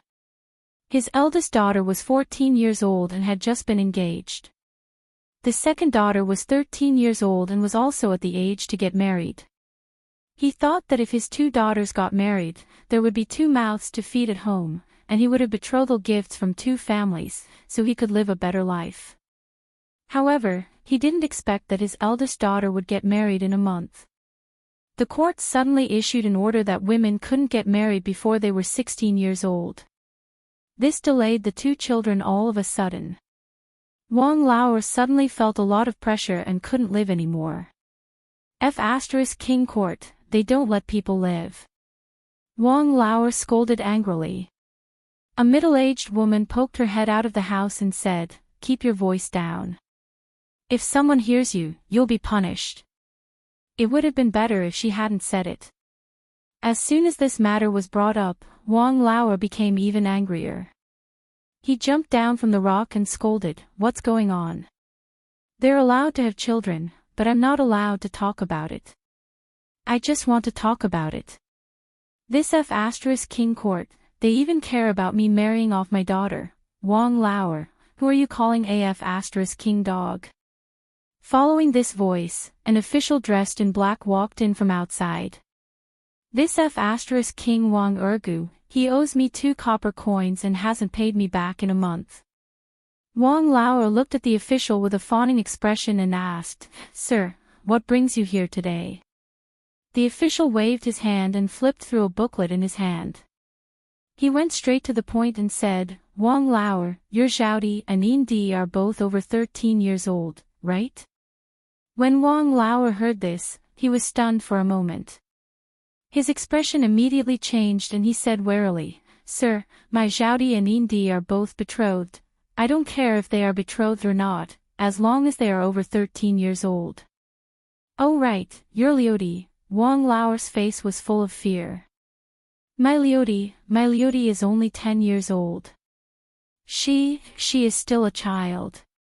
The official glanced at her and directly asked, "It said that if any family has a girl who is over 13 years old and has good sewing skills, she can work in the workshop. She will work for 8 hours a day and will be paid 10 copper coins. Will your family's Zhaodi and Indi go?" "No, no." Wang Lao shook his head repeatedly. How could he believe the official's nonsense? 10 copper coins for 8 hours a day. He couldn't even earn that much even if he worked 16 hours a day. Was he trying to trick his own daughter? "All right, then I'll remember it." The official waved his hand and turned to leave. Wang Lao was stunned when he heard this. He left just like that and didn't want to force him. What if he scared him a little more and he agreed? "Dad, Dad." A figure hurriedly ran in from outside. It was a 13 or 14-year-old girl who panted and said, "Dad, I heard that Her Royal Highness's workshop is recruiting people. For the first 3 months, it will be 10 copper coins a day. After 3 months, it will be 15 copper coins a day. Is it true?" Wang Lao asked with his eyes wide open. "It's true." The girl nodded repeatedly and said, "There is a notice outside. The official is going from door to register. I heard that the quota is limited this time. I saw the official just now. Dad, did you register me and Indi?" Wang Lao was stunned again. After he came to his senses, he ran outside. Sir, don't go. I'm willing. You're tuning into the Dreamy Chapters YouTube channel. We're so grateful for your support, and don't forget to subscribe to join us on this incredible journey through captivating stories. Your generosity through donations truly makes a world of difference, as it's the primary source of revenue that allows me to expand and enhance this channel for you. Thank you from the bottom of my heart for being a part of this adventure.